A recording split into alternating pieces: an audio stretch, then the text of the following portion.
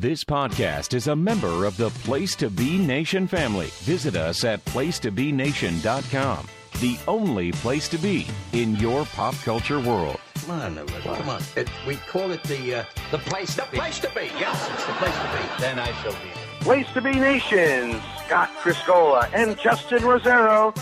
This is the Place to Be Podcast. It is contagious. It is the place to be, and we are live each and every Monday. To do worse than Josh Richer. You down a size. Don't do it like that. Don't do it like that. Well, I love you, baby. Don't do it like that. Don't do it like that. Don't do it like that. Place to Be Nation, welcome back to the great episode of the one and only Place to Be Podcast. I am your co-host, Justin Rosero, coming to you live here on this Monday evening. And Scott Criscolo, sir, it has been a while, and as usual, when we take like a week off, all hell breaks loose and a lot goes down. And it's actually been 2 weeks since we last spoke and recorded, and we do have things to cover, sir. Things to cover. How are you? We do. Good evening, JR. Good evening, Place to Be Nation. Welcome to 465 of the longest-running, continuous, episodic Gold Standard. Yeah, the 2 weeks has been, forget like pipe bombs and stuff. This is like, this is ludicrous what has happened in the 2 weeks since you and I have actually spoken. Yeah, the Mets got eliminated from playoff contention. Well, that happened when we took our break in May. Yeah. That happened before St. Mary's. What are you talking all right, well, before we do get to some of these topics, I want to go ahead and bring in the third man who, we're in sync, me and Kelly Nelson. We're feeling it. We're on the same wavelength because even though we both took completely separate vacations at the same exact time, we were both in cities called Naples. He was in Naples, Italy. I was in Naples, Florida. This is how in sync we are, my brother Kelly Nelson. How are you, sir? I'm doing great. It's great to be back here. And, it's going to be a big show tonight, boys. A lot on tap. We are, of course, covering the January 87 Saturday Night's main event. We'll do that in a bit. We have to do our 1986 year in review. We'll get to that in a moment. And we also have to pay tribute to one of the greatest professional wrestlers/managers of all time, because we haven't spoken since that happened. But other news broke today that we should talk about in the world of entertainment, the world of music, and that's Tom Petty suffered a cardiac arrest. He was found unconscious, brought to the hospital, and word leaked out shortly after that he had been taken off life support and passed away. And then clarifications came out that he was not yet passed away. He was still on life support. I believe, as the time that we're recording this, he is still on life support, so he's not passed away yet. It sounds like he's kind of in a vegetative state, that he has no brain activity. So for all intents and purposes, he's probably not going to be with us much longer. So we thought we'd talk about it for a minute. I like Tom Petty. I like a lot of his music. I can't say I'm like a huge fan or super knowledgeable about him, so that's where I turn to my pop culture guru, the man who's seen all of music since the 20s, and that is Scott. Scott, why don't you talk a minute about Tom Petty, and we'll get Kelly's thoughts. The 18, yes. The 1812 Overture? No. Go ahead. Yes, Tom Petty from Gainesville, Florida, so he's probably a big Gators fan. One of the greatest rock musicians of the past 35 years. Obviously, I like more of his stuff in his early years when he was a Heartbreaker. Tom Petty and the Heartbreakers had some great albums through the years. A lot of songs. A lot of people would know in movies, like American Girl was in a movie, The Waiting, Refugee came out in the late 70s, early 80s. Her song you heard to open the show, Don't Do Me Like That, was in It's Complicated, the greatest movie of the 2000s. That is correct. And then, You Got Lucky, which is the music video where they're like cowboys and they walk into the arcade with all the wrapped up arcade games, which is one of my favorite videos, actually. What else? One of JR's favorite Tom Petty songs, Free Fallin', because it reminds him of the 2007 Patriots. The official theme song of them choking away a perfect season, yes. That's right. And then, of course, he went on he kind of went solo after that, and Full Moon River came out, which is a great album, and and he's been pretty much solo ever since. I think he had maybe one or two heartbreakers. He's like still touring. Tours. He played the Hollywood Bowl a few days ago, I read, so he was still going strong. Yep, and Ballad of Mary Jane, and what's the other song that's got song I like? It's got Johnny Depp in the video. What the heck is it called? Is it the Alice in Wonderland one? Don't Come Around Here No More? Well, that's Don't Come Around Here No More. No, but I'm thinking that's a good song too. But I'm thinking of another one. It's kind of like goes kind of like Bad Company's Shooting Star, where it's this guy that goes into L.A. and he wants to be I can't think of the name of the song. Anyway, Faye Dunaway's in the video. Anyway, it's another great song. But tremendous musician. Running Down a Dream was a great Bret Hart music video, if you remember, back in 92-ish, I think. 92, That's 93. right, yeah. Yep. So, sadly, I mean, obviously, even if he lives, he's not going to really probably be functioning. So, at 66 years old, a sad, on top of what has already been a terrible day with obviously what happened in Vegas, which was an abomination. This on top of it just, makes us all realize mortality. But 66 years old, Tom Petty, and one of the greatest musicians, had his own channel. Still does. On Sirius XM. Yep. He has I don't know if he has his own channel or if he has a show. No, does he have his own channel? Channel 31. I put it on on the way home today. I was listening to it for a little bit. Yeah, and he also has an extra show on, I think it's Deep Tracks. I think he has an extra show, Tom Petty's Buried Treasures, too. They do a show on Deep Tracks. Sad, very sad. Another great music. I mean, for those that listen to the podcast back in January that myself, Mr. Greenhouse, and Mr. D'Amato did, eulogizing the great musicians of 2016. Sadly, we will probably have a pretty meaty eulogy podcast at the end of this year as well. And Tom Petty will definitely talk about it. So, Kel, big Petty guy up in the great north there? No, I'm sort of like JR. I like a lot of his songs, but I've never been a huge fan. And I was going to mention the Bret Hart video. Was it Running Down a Dream, or was it Making Some Noise? That's what I'm. Maybe I was Making Some Noise. Yeah, I think you're right. That's what I got here on. You're right. Yep. Yeah. So there's the wrestling connection. But yeah, no, a very well-respected musician, hugely popular. I'm kind of, an outlier when it comes to Tom Petty, because it seems like, most people I know have much more appreciation for him than I do. So it's very sad that he's probably not going to make it. A really strong Super Bowl act too in that year. Beyond just the Schadenfreude of the Schadenfreude. What year was that one? He played. That was the year of the Pats Giants. That was why Free Fallin' was that like the one? Yeah, he played that one. Wow. Yeah, he was good. Right. He was really good. Besides I thought it was Madonna, but she did the second Pats Giants Super Bowl. That's right. Yeah, he definitely did the first one. He did the undefeated season one for sure. Yep. So yeah, he was really good. I feel like he broke a string of shaky ones. Right? Oh no, I guess Prince was the year before. Right? Prince's was one of my favorite. Yeah, Prince was great because he sang "Purple Rain" in the rain.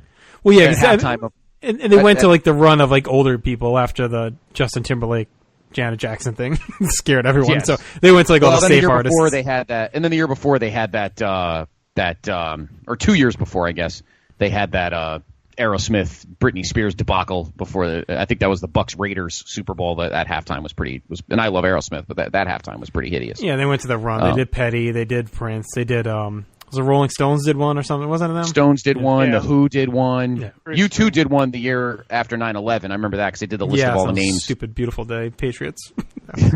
Yeah, that's right. Think of Triple H. It's much better. God. Yeah, and hey, you walked into that one. Yeah, and then we've had some good ones the last, I guess, few years. But anyway, so Tom Petty right now this year. So that's right. So 66 years old, very sad. Tom Petty, one of the greatest artists of all time, and of course, also sadly, one of the greatest wrestlers and managers of our time, also passed away over the last few weeks. How old was he? 60. Was he in his 70s? 72. 72. A guy who pretty much dominates this podcast now with our refreshes. That, of course, being Bobby the Brain. It's huge night tonight, yeah.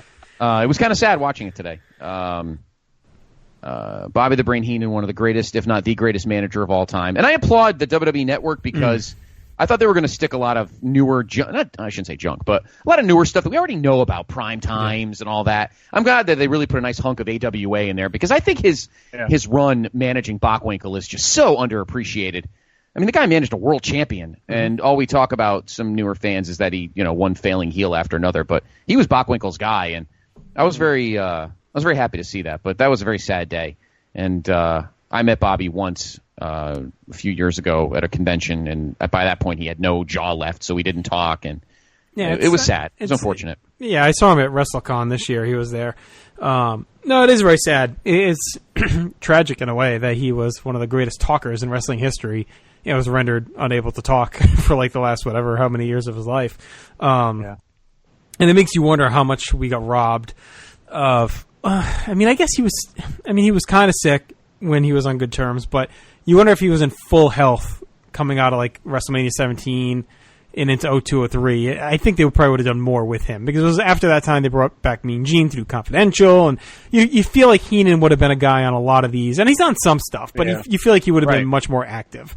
And I feel like we probably got robbed a lot of a lot of extra Bobby Heenan. I also think we got robbed by him going to WCW and not returning sooner than he did. I always wish he left WCW like in 98 and came back for, a stretch. Because he was fine those first couple of years. By 98, 99, he's just completely mailing it in. So I do wish he had found his way back up north during that time to be part of the WWF during their biggest period. Obviously one of the all-time greats. We don't need to go too in-depth on his career. We, like you said, Scott, we chronicle it here on the podcast every week. But he's synonymous with wrestling. It's someone that was universally loved by everyone. If you could find a bad Bobby Heenan performance before, like 1996, I dare you to try and find one because I don't know if it exists. Whether it was in the ring, whether it was commentary, whether it was prime time, whatever it was. He was great, and I was glad that they re-aired it because they actually had put this up on the old on-demand service. That Bobby Heenan Lord Alfred Hayes match, they put that in the Bobby Heenan collection on the network. If you've never seen it, it's really fun. Do you know where that's from, Cal? Was it? I know it's from like the 70s, but what promotion was it? Do you know? It was like Australia or something. Wasn't it something random? Was it? I know of the one from the AWA in 1980. Is that the one where? Obviously Al's the face, and they kind of, it's like a lot of theatrics. Is that, maybe it's the same one? Well, the one in the AWA, they were both heels. It was like a rare, weird heel versus heel. No, I was trying to figure that out myself. That it seemed weird that because I don't remember Alfred being a face much. So I thought that was. I feel like the one on the network though, he's a face. Yeah. Okay. See, I haven't watched the one on the network. I'm just the one that I've seen from the. What was Alfred wearing in the one you've seen? Considered, like a really. Jeez, red, I think. All right, see, in this one he's wearing like a blue singlet, like an Andre the Giant. It's been a long time since I've seen it, but okay. Anyway, they had some great moments in the AWA. Bobby had a whole career in the AWA before he came to the WWF that was longer than his WWF run. Unfortunately, there's not a lot of video of it, but by all accounts, he was legendary. I mean, he was on the cover of so many wrestling mags in the 70s with, the Crimson Mask. He was involved in so many matches. Like, he was a great wrestler. Really, he could bump so well. He could get great heat, obviously. He was small that was, he was limited. He was never going to go beyond that, manager wrestles. But he was part of so many big matches in the AWA where the blow-off to the feud would be him getting in the ring, and then the faces finally getting vengeance on Heenan, who had caused them so much misery over the months. He managed the Blackjacks. Blackjack Lanza was his first big protege. He was big in St. Louis. He was basically the only manager allowed in St. Louis. Like Sam Muchnick, the promoter in St. Louis, didn't like the character of the heel manager, and he didn't employ them. But Heenan was so good, he made an exception. And I think Dick the Bruiser probably helped him get in, because that's where Heenan started, in Indianapolis. He was an Indiana guy. He got in with Dick the Bruiser's promotion there in the mid-'60s. And Bruiser opened some doors for him because Bruiser was big in the AWA as well. And throughout the 70s, just huge in the AWA. his run with Bockwinkel. I mean, Bockwinkel, he started managing Bockwinkel before he became world champion in 1975, and they were still doing Bockwinkel and Stevens as a tag team. And then he would manage Bockwinkel through the entire run that Bockwinkel had as a heel champion in the AWA that lasted into 1984, so almost a decade. He went away briefly to Georgia in 79. Apparently he hated it there, hated Ole Anderson. But that was where the first Heenan family actually happened, apparently, was in Georgia with like Mass Superstar and I think I can't think of the names right now. And then he came back to the AWA and resumed his run and had in the early 80s, the territory was really hot. Actually, the AWA was really successful, for most of the time that he was there, and he was a big part of it. And came to the WWF at a perfect time where Wizard had passed away, so there was an opening for a manager. Albano had turned babyface, so there was one less heel manager, and he fit in, perfectly.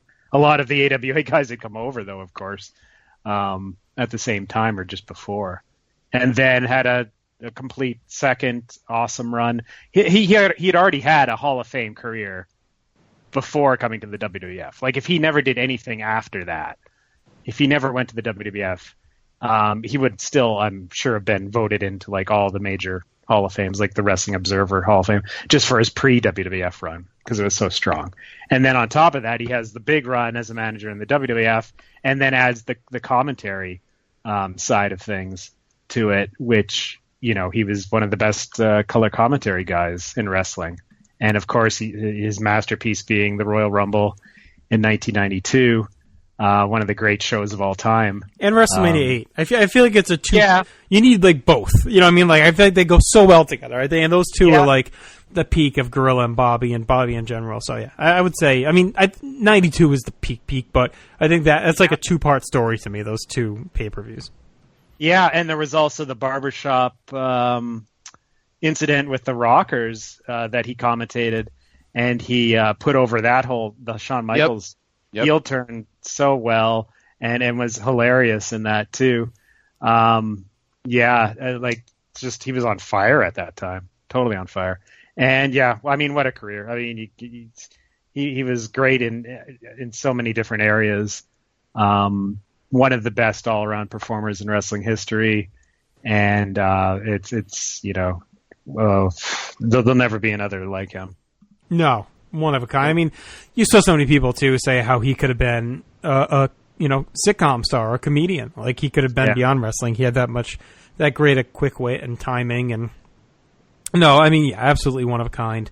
One of the greats of all time. It'll be interesting on the Greatest Studio Wrestler Ever project here at PlaceToBeNation.com. We can talk about more of that later, where he'll finish. I know he was kind of a bit of a point of contention through some people debating whether, did he wrestle enough to really rank high? Where would you put him? Because if you're going to rank him, he probably has to be pretty high, even though I guess there's that gray area of like how much of his managerial stuff should really count. His commentary doesn't really count because we're not factoring that in.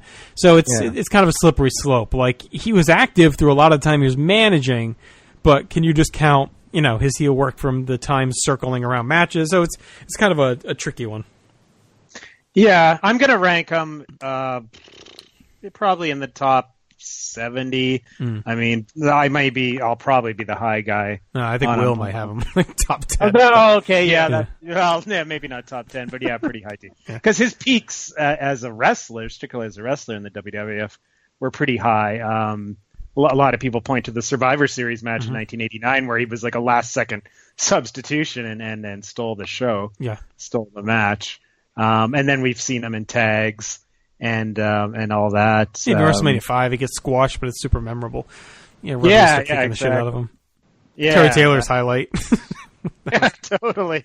Yeah, so that's another feather in Bobby's cap to. No pun intended. Yeah. I think his people are starting to appreciate him as a wrestler more and more over the years. When they start looking at the footage, and there is footage of his pre-WWF run out there when he's in matches, and it's really good. There's a lot of good stuff that people should check out from the AWA, but also from Indianapolis in the 70s. Or at least it was at one time available on YouTube. I'm not sure if it still is, but and it looks like that Hayes match is the 81 from AWA. So I don't know why I thought I remembered Hayes being a face. I must have just misremembered it. But yeah, so that's on the collection. It's worth watching to see Anomaly. Oh yeah, it is. It is. It's a lot of really fun. Good match. Great match. Yeah. All right, so that is Bobby Heenan. Our buddy Peter over Greetings from Allentown did a full episode talking about Bobby Heenan's legacy, so I recommend checking that out for sure. It's over on the Pro Wrestling Only feed on iTunes, so subscribe and download that if you don't already. It's a great show anyway. You should be listening to it, but that particular episode, if you want to hear more about Bobby Heenan, because why not? He's so good. And we are going to talk more about Bobby Heenan tonight, many, many times. And what we're going to do first is, since we are starting a new year tonight, 1987, here on our Vintage Vaults, we wanted to head back very briefly and just talk about 1986. We didn't really do this for 85, Scott. I don't feel like we're like fully in the groove now. That Kelly's pretty much been with us for all these shows, and you know, D'Amato's been with us at the paper. So I feel like we're more in a, you know, there's more to break down and look at now that we're doing symmetrical. This. Yeah, and this will be more of a yearly thing for us now. So, you know, we can talk about the year as a whole, and then we can kind of give out some awards. But, you know, for me, it was an interesting year. I learned a lot of stuff that I never really knew. For many years, to me, it was just the pay-per-views and eventually the Saturday Main Events once I got to really see them. Not having the house shows to really fill the gaps on what else happened in that year. And, you know, one show that's grown greatly in my mind is WrestleMania 2. Like, I had never really had much respect for that show. Now, having watched it a couple times recently and having watched it after all the build-up, I can definitely say I've kind of garnered more enjoyment and respect. I'm still putting it toward the bottom of the WrestleManias for sure, but I get it a little bit more. I do think they probably went, you know, a little bit bigger than they should have in many regard, but we covered that in great detail at the time. You know, the Hogan Savage feud, even though it started in late 85, like, I never really knew that they had that big of a feud at this point. I thought they just had like a match here or there. I didn't realize how intense it was. Seeing a lot of the Steamboat and Jake stuff beyond just the two big matches, that was cool. You know, a guy that has really, not that he had far to climb on my list for greatest WWE wrestler ever. He was already probably top 2, Hulk Hogan, but he's really solidified his position by watching a lot of these early Hogan years matches. You always heard about how he was very different pre, like, 87-ish, and he really was. I mean, his matches, he's a force of nature in a lot of these matches. It was really cool seeing him mix it up with different guys and really seeing him work at such a different pacing and different style. He's a guy to me that has gained in my eyes watching him in 86. So those are kind of few things that jumped out at me, Scott. I mean, you obviously, and it really isn't an old joke, but you obviously lived this era. I didn't. I'm you know, reliving it. Did anything change for you versus like your memories or as a fan at the time versus what you've seen over the last, you know, few months that we've been doing 86? I definitely, I mean, I knew it at the time, but I also, it was strengthened for me when we did these shows, how important Hogan was as not just the world champion, but as a character and as a personality, because we've had some shows without him that have been utter stinkers. And he's just such an anchor to this company now. Like 84, obviously he's just, you know, just won the title and that's nice. 85, you know, he didn't have to do, you know, WrestleMania 1, yeah, it was him and Piper, but T was really the big guy that helped him and help him get like some major cred on that show. And he had some decent feuds in 85. He had the good matches with Morocco, but I feel like 86, he really established himself as the man. True, he's not the work rate guy that Ric Flair was at the time in 1986 as NWA champion, but Hogan was making money hand over fist, filling arenas, and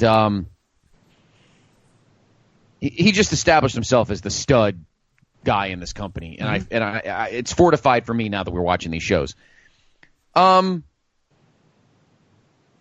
didn't realize how much dead weight there still was in this company. I didn't notice it as much when I was a Well, it's funny too when I because was a fan at the time. we see it starting to seep in now in early '87. Like this show and the one we're going to talk about next week, you're starting to see a lot of new blood cycled in. So I think they probably realized it too by the end of '86 how much they had to kind of recycle out of there. Right. No, they definitely did. I mean, we had some. I mean, Jose Luis Rivera and Lombardi, and I mean, those guys belong on syndicated shows. They should not be on MSG house shows, not at all. And I mean, by the end of '86, it was evident. We're going to talk about him tonight. He's on our show tonight. Junkyard Dog is just getting lapped now as a babyface character. Guys are passing him left and right. And the evolution of Savage.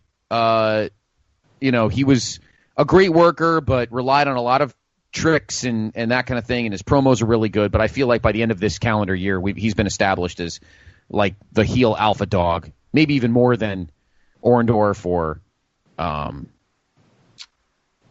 Bundy or any of those guys. I think Savage has proven throughout 1986 that he's a keeper, and probably could be a great babyface. But right now, he's just one of the most awesome heels in the company, and another guy that we didn't see at the Garden as much as I thought. So that's 2. And 3, and just while you're on Savage real quick, one thing I did forget too, I didn't realize how in-depth and long the Tito Savage feud was. Yes. I didn't realize all the matches they had, the Bruno stuff, like that was really cool to check out and relive. So that's another thing that really stood out to me. I also learned about Adrian Adonis getting fired. I didn't know that. I didn't know that either. But the other thing is, and how those feuds, how those matches just got better and better and better. Yeah. And it shows how great a worker Tito is. And thirdly, we talk about the Garden, and we talk about, it's MSG, it's the crown jewel, the palace. But we had some stinkers, and I didn't realize that. There were some really bad MSG shows. It felt like every MSG show was great, but as we've noticed, there have been some real dogs, and I was surprised. We're going to have another year in 1987. We're going to have a long, I think, 5-month stretch of 5 straight house shows. And as much as we sit here and go, man, I love all these house shows, 5 in a row it might be a bit much if they can't fill the show with solid talent. So those are my 3 points: the evolution of Hogan as the top guy in the company, the growth of Savage, and the heels kind of lining up, and then the fact that MSG, as great as MSG is as a building and some of the legendary moments, 1986 had a couple of real stinkers, and I'm looking forward, hoping to the 1987 shows not having as much top early curtain jerking early mid card junk that a lot of these MSG shows did. So that's what I got just overall out of '86 in terms of characters and work, and matches and things like that.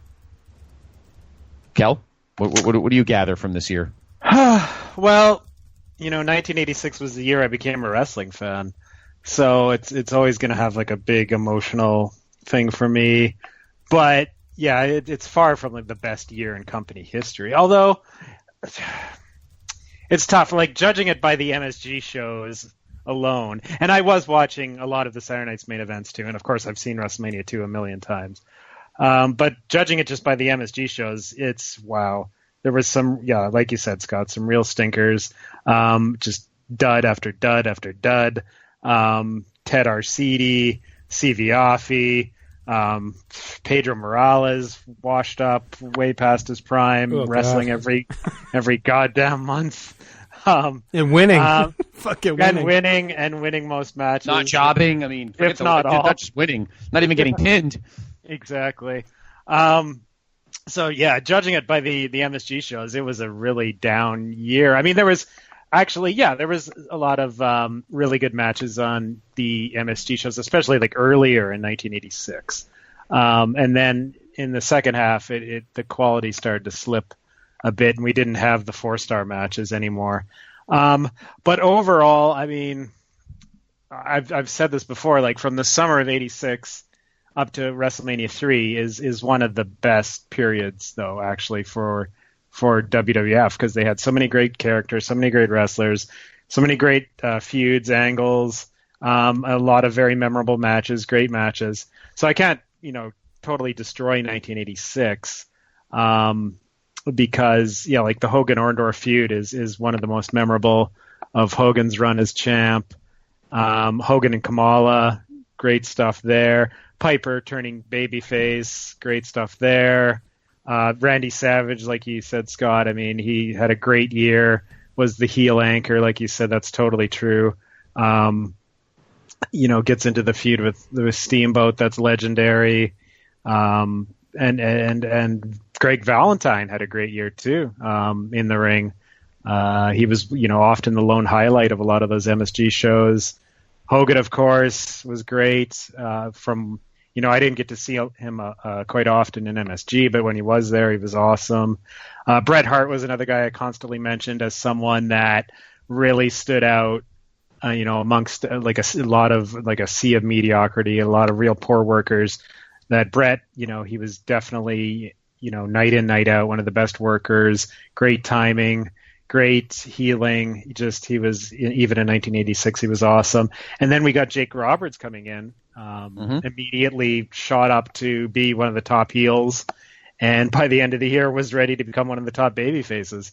Like, what a year he had in 1986. Like, in less than a year, he went from, one of the top heels to, by the end of the 86, he was ready to turn babyface and have a huge run there. So, and he, was great in the Steamboat feud and great in other matches, like random MSG matches where he was just, great with his psychology, great at being a heel.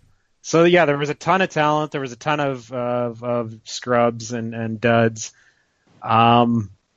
It's a mixed bag year, but they really, it's funny, like the MSG shows were stronger at the beginning of 86 than in at the tail end of 86. But I think the company as a whole got stronger angle-wise, storyline-wise. Then, of course, Superstars started, and the look changed and became really, flashy and looked super professional and really stood out. And that was another thing that hooked me, I think, because I missed the whole, dirty, dungy or grungy arena era of wrestling. Like I got in just as the changeover to Superstars and an improved production quality started. So, that was part of it. This Saturday night's main event we're about to talk about, man, that's another reason I fell in love with wrestling. Like that run of Saturday night's main events from October, the November one, and then the January one, and then the lead up to WrestleMania 3 is just an unbelievable run of entertainment. Great pro wrestling. So it was a crazy year. I mean, it had it all. It had great wrestling. It had some of the worst wrestling you'll ever see anywhere. But it had some of the greatest professional wrestlers of all time, Hall of Famers, all side by side. And then Vince and Jesse on commentary, and Gorilla Monsoon on commentary. Like great commentators. It's really, it was a cool year. With some duds in there, but I think I'll choose to remember the best of it instead of the worst of it. Harley Race is another guy too. I've gained some more appreciation for watching some of these early matches here. What a workhorse he was in these early months in the promotion. All right, so let's touch on a few different awards here. So match of the year for us. So, big event, WrestleMania 2, Science main event, and all the MSGs. I think Hogan Savage from January looks to maybe clock in as our highest. Scott had a 4.5. Kelly, you and me had it at 4s. We had Santana Savage in March. You weren't on that show. Scott and I had it at 4s. Let's see what else here. I know WrestleMania 2. What do we have? Bulldogs, Dream Team. We both had that 3.5, and that's the best match on that show. Santana Savage in April, not as high across the board. Kelly, you had it at 4, but we were a tick lower. In May, I had it at 4. You guys had it at 3.5. I think that Hogan Savage may be. The tag with Bruno, we all had at 4 stars. So that might. Yeah. That looks to be maybe the second right now. Yeah. I think I put Hogan and Savage ahead of that. Yeah. Not by much, but I put Well, it. it's technically ahead of it based on your vote, based on your Right. grade. Well, that's true. Yeah, that's Yeah, true. because you had it at 4.5. So But if those we're are our doing, top like, two the matches average, of the year. yeah. Those are our top two matches of the year. You'd say Hogan Savage in January, and then Bruno and Tito against Savage, and Adonis in June. Adonis. No, I'm sorry. Yeah, in July, the Cage. Yeah. The Cage, yeah. And then That's looks my like favorite match of the year. the tag. The tag cage, Yeah. yeah. And then looks like maybe Santana Tito. I don't know if you had watched it recently, Kelly. The one from March. You weren't on that one. We had it at 4. Scott and I. Yeah, I did watch it around that time. I don't know, maybe 3.5. I don't think I would go 4 on it, but well, maybe. It was really good though. I mean, that, like you've already said, like that feud was awesome. Even the worst match of it was the first tag between Bruno, Tito, and Adonis and Savage, and that was still a really good match too. Right. It was just one great match after the next in that feud. It was a great feud. I mean, worst match of the year. There's so many that like all the Ted Arcidi stuff. You know, we gave duds across the board. Some of the ones at 2, like Moolah McIntyre or whatever, is a waste. King Tonga versus Paul Christie, we gave duds. I'm trying to look at ones that we gave duds across the board too. Spivey and Christie. What's that one? There's a one Pedro match that we all fucking just torched. I can't remember. Well, this one's bad too. George Steele and Volkov from June, we gave duds. Oh God, that is awful. Yes. Adonis and Tony Atlas. I remember being really sad having to give Adonis a dud. But that was brutal. Gurria Arcidi, terrible. Yeah, that's it. So my far. worst match of the year was the Jim Brunzell versus Jim Neidhart. Right. 20-minute snooze fest.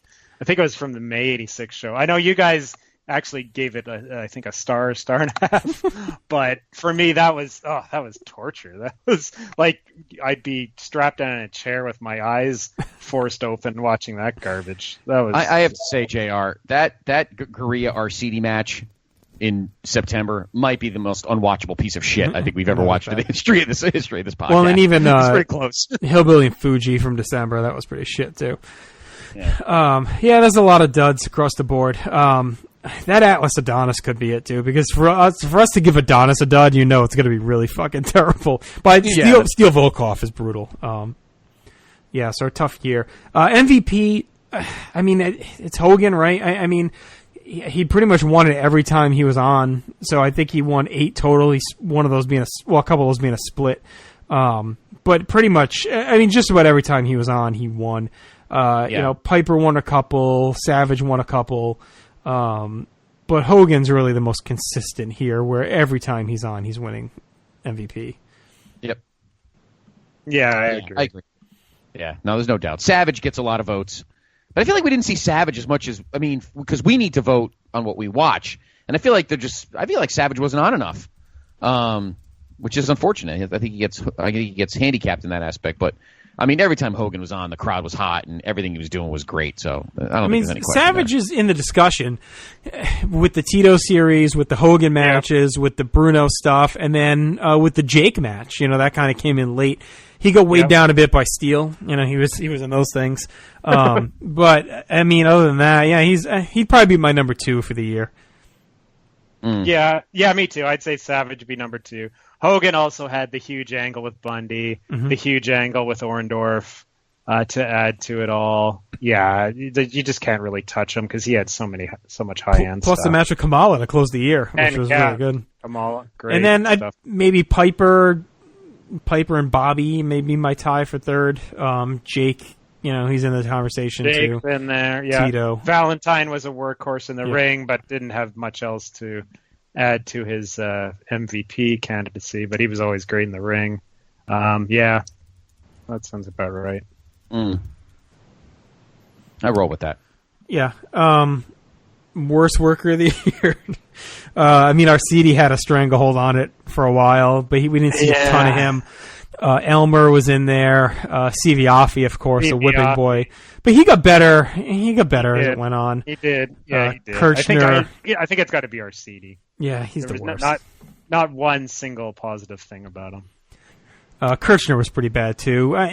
If you want to go by, presentation versus output, I think you then get into like a Steele, a Morales, like guys that were actually winning matches and kind of slightly getting pushes that were fucking terrible. At least a guy like I guess Arcidi was getting pushed too, but it was really low level push. Some of these other guys were, getting actual pushes, or like a guy like Pedro who's winning match after match and is just awful. So I think they're in the conversation too. Yeah, for sure. What do you think, Scott? Anything there? It's got to be Arcidi. I mean, he was there was really no one redeeming quality. Yeah, he was a, gigantic dude, but I mean, he brought, not one match did he bring anything to the table of any kind of quality. I mean, literally every match he was in, he literally looked like he had no idea why he was even in the ring. It was dreadful. Yeah. It was dreadful. It was good that they finally just cut bait on that and that it was just a failed experiment. Do we have a favorite moment from the whole year? Bundy attacking Hogan at that Science Man event. I think that, I remember talking very highly of that one. Bruno winning the cage match. That's one we really spoke highly of that we liked a lot. The Pit. Was that with... Yes. Yeah. With, what was the October with? Yeah, Orndorff and Heenan. Yeah, that was a really good one. Yeah, that was a big highlight. Yeah. Anything else we're missing off the top here? I don't think so. I think we're good otherwise. Yeah.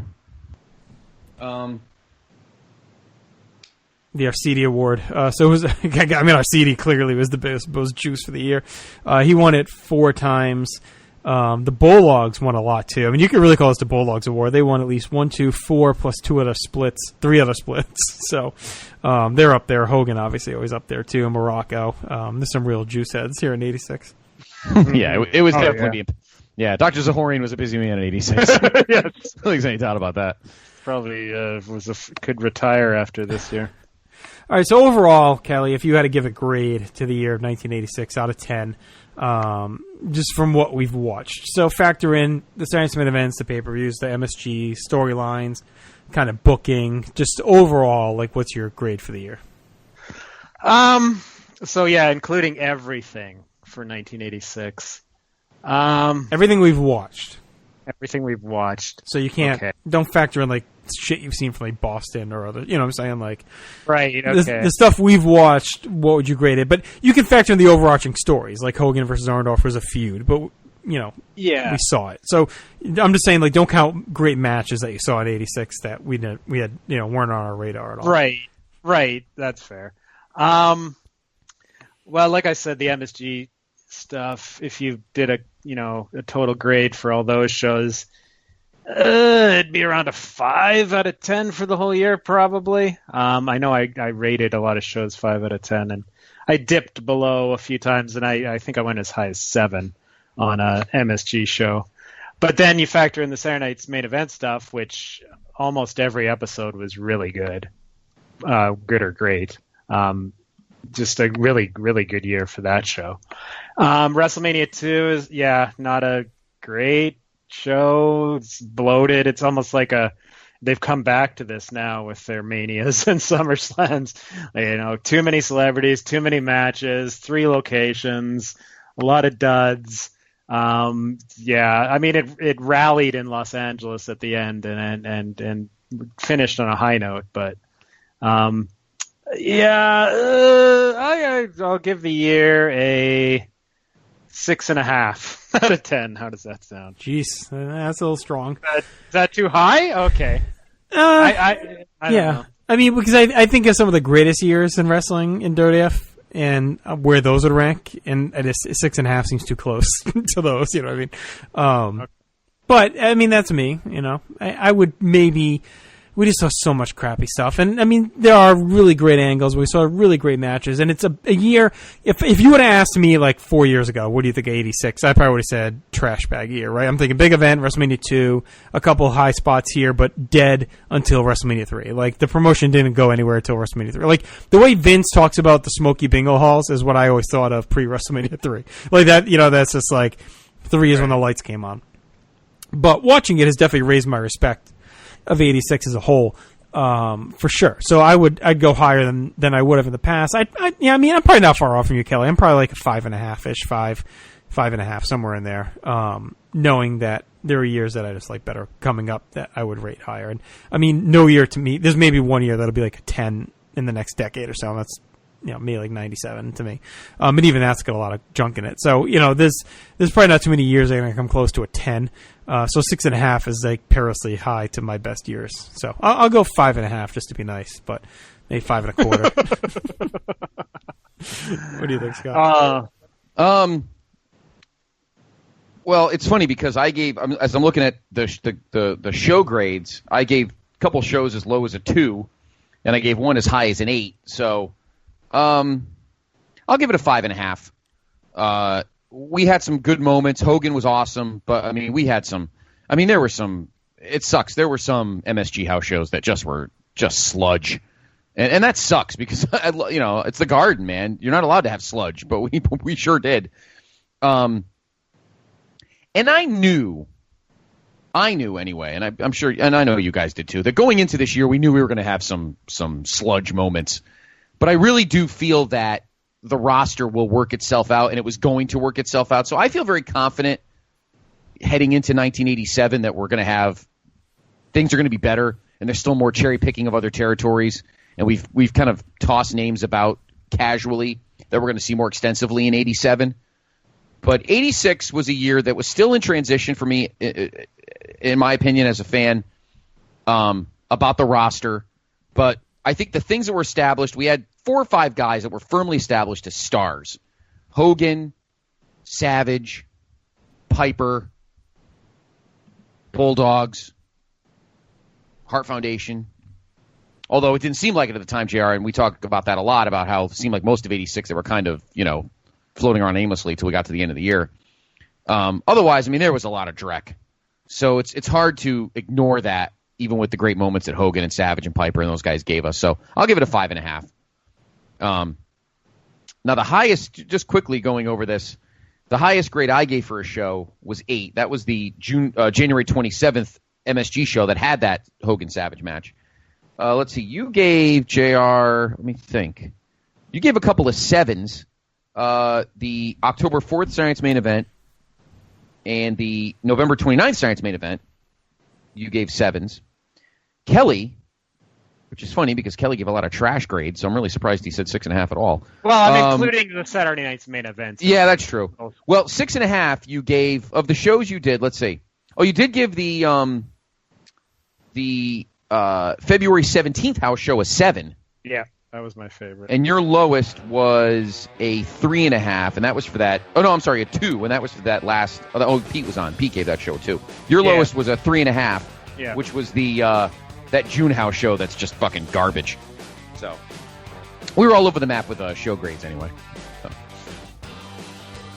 All right. Any other final thoughts? Anyone? Last call. Looking forward to 87. Yeah. All right. Seeing the roster changes. Big roster changes. For sure. Yep. All right, well, why don't we start diving into 1987 in a moment? So let's take a minute. We'll listen to this break. We'll come back, and we will open up a brand new year. Underneath the stars, I was making some noise. I was a working boy. Up at the top of the voice, saying, look at me, mama, I'm making some noise. Promotional consideration paid for by the following. Hey, pro wrestling announcer Kevin Kelly here. I want to make sure you are all subscribed to all the great feeds here at Place to Be Nation. It's really easy to do. Just head to iTunes or your preferred podcatcher app today and search and subscribe to the Place to Be Nation wrestling feed, which of course includes the full archives of the Kevin Kelly Show, the Place to Be Nation pod feed, and the Pro Wrestling Only feed. Subscribe, listen, and then rate us and leave feedback today. And be sure to give Justin your true thoughts. I mean, don't hold back. After all, he is kind of a jerk. Just listen to Scott.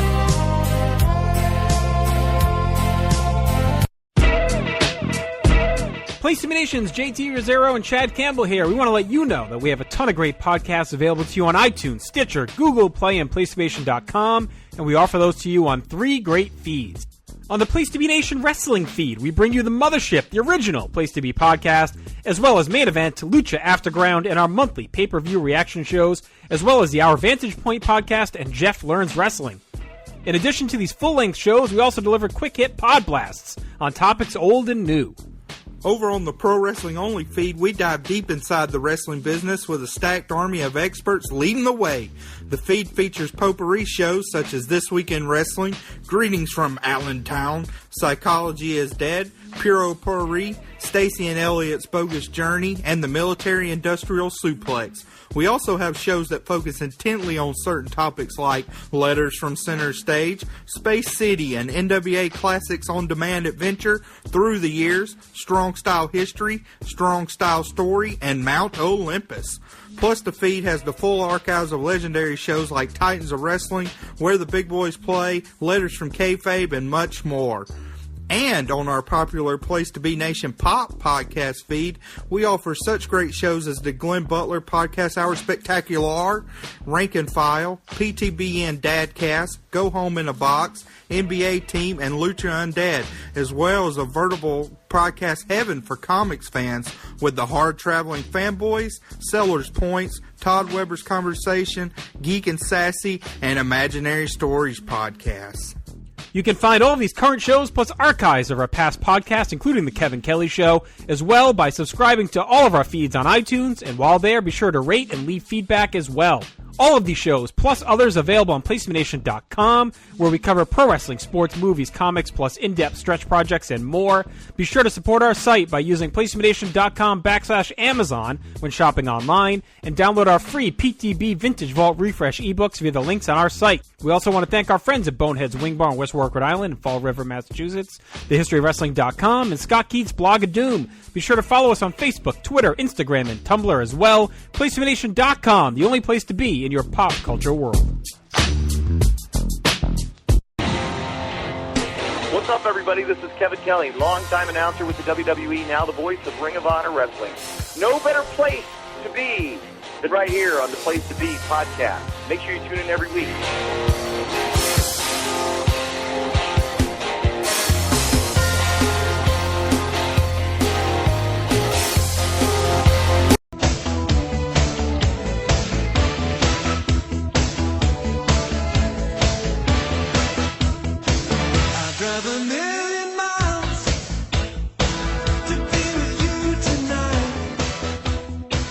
All right, Nation, we are back here, about to delve into the January 3rd, 1987 SummerSlam event. We're going to have a little fun tonight, as Wang Chung once sung, and of course you can hear that. You can hang Wang Chung underneath what we're saying right now, because they were the number 2 song in the nation. Of course, we are pretty hot off the heels of our last show, the December 86, and the Bangles, Walk Like an Egyptian, was number 1 still at this point. So, Wang Chung takes us into the Pop Culture Corner with Scott Criscola. Thank you, JR. And as I mentioned, as JR said, different song we'll play tonight because we don't want to play the Bangles 2 shows in a row. The Bangles, Walk Like an Egyptian, still number 1. This is a Saturday, so the first official Billboard Top 100 poll of 1987 came out today, January 3rd. So Walk Like an Egyptian, as I said, number 1 again. As you hear, we're hanging our Wang Chung pretty low because everybody's having fun tonight. That was number 2. Number 3, Notorious by Duran Duran. Great song. And Puff Daddy. Number 4, Shake You Down by Gregory Abbott. Now, when you hear the guy's name, you're like, who the fuck is he? But when you hear this song, you absolutely know what song this is. And I think I mentioned it on the last show as well. Number 5, The Way It Is by Bruce Hornsby and the Range. Number 6, C'est La Vie, Little Robbie Neville. C'est la vie, c'est la vie. Number 7, Control by our girl Janet Jackson. Number 8, War by Bruce Springsteen. I believe that was the remake of the Edwin Starr song. You know, War, good God, y'all.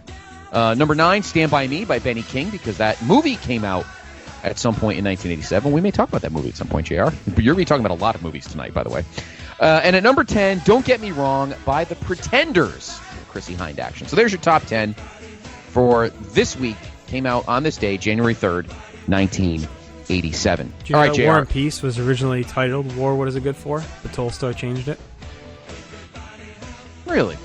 Very interesting. Revolutionary that Tolstoy guy was. And then Edwin Starr stole. Probably should have got sued anyway. Anyway, all right. Now, JR, I spared you big time because on New Year's Day, I counted. I have the whole list right here. Let me see.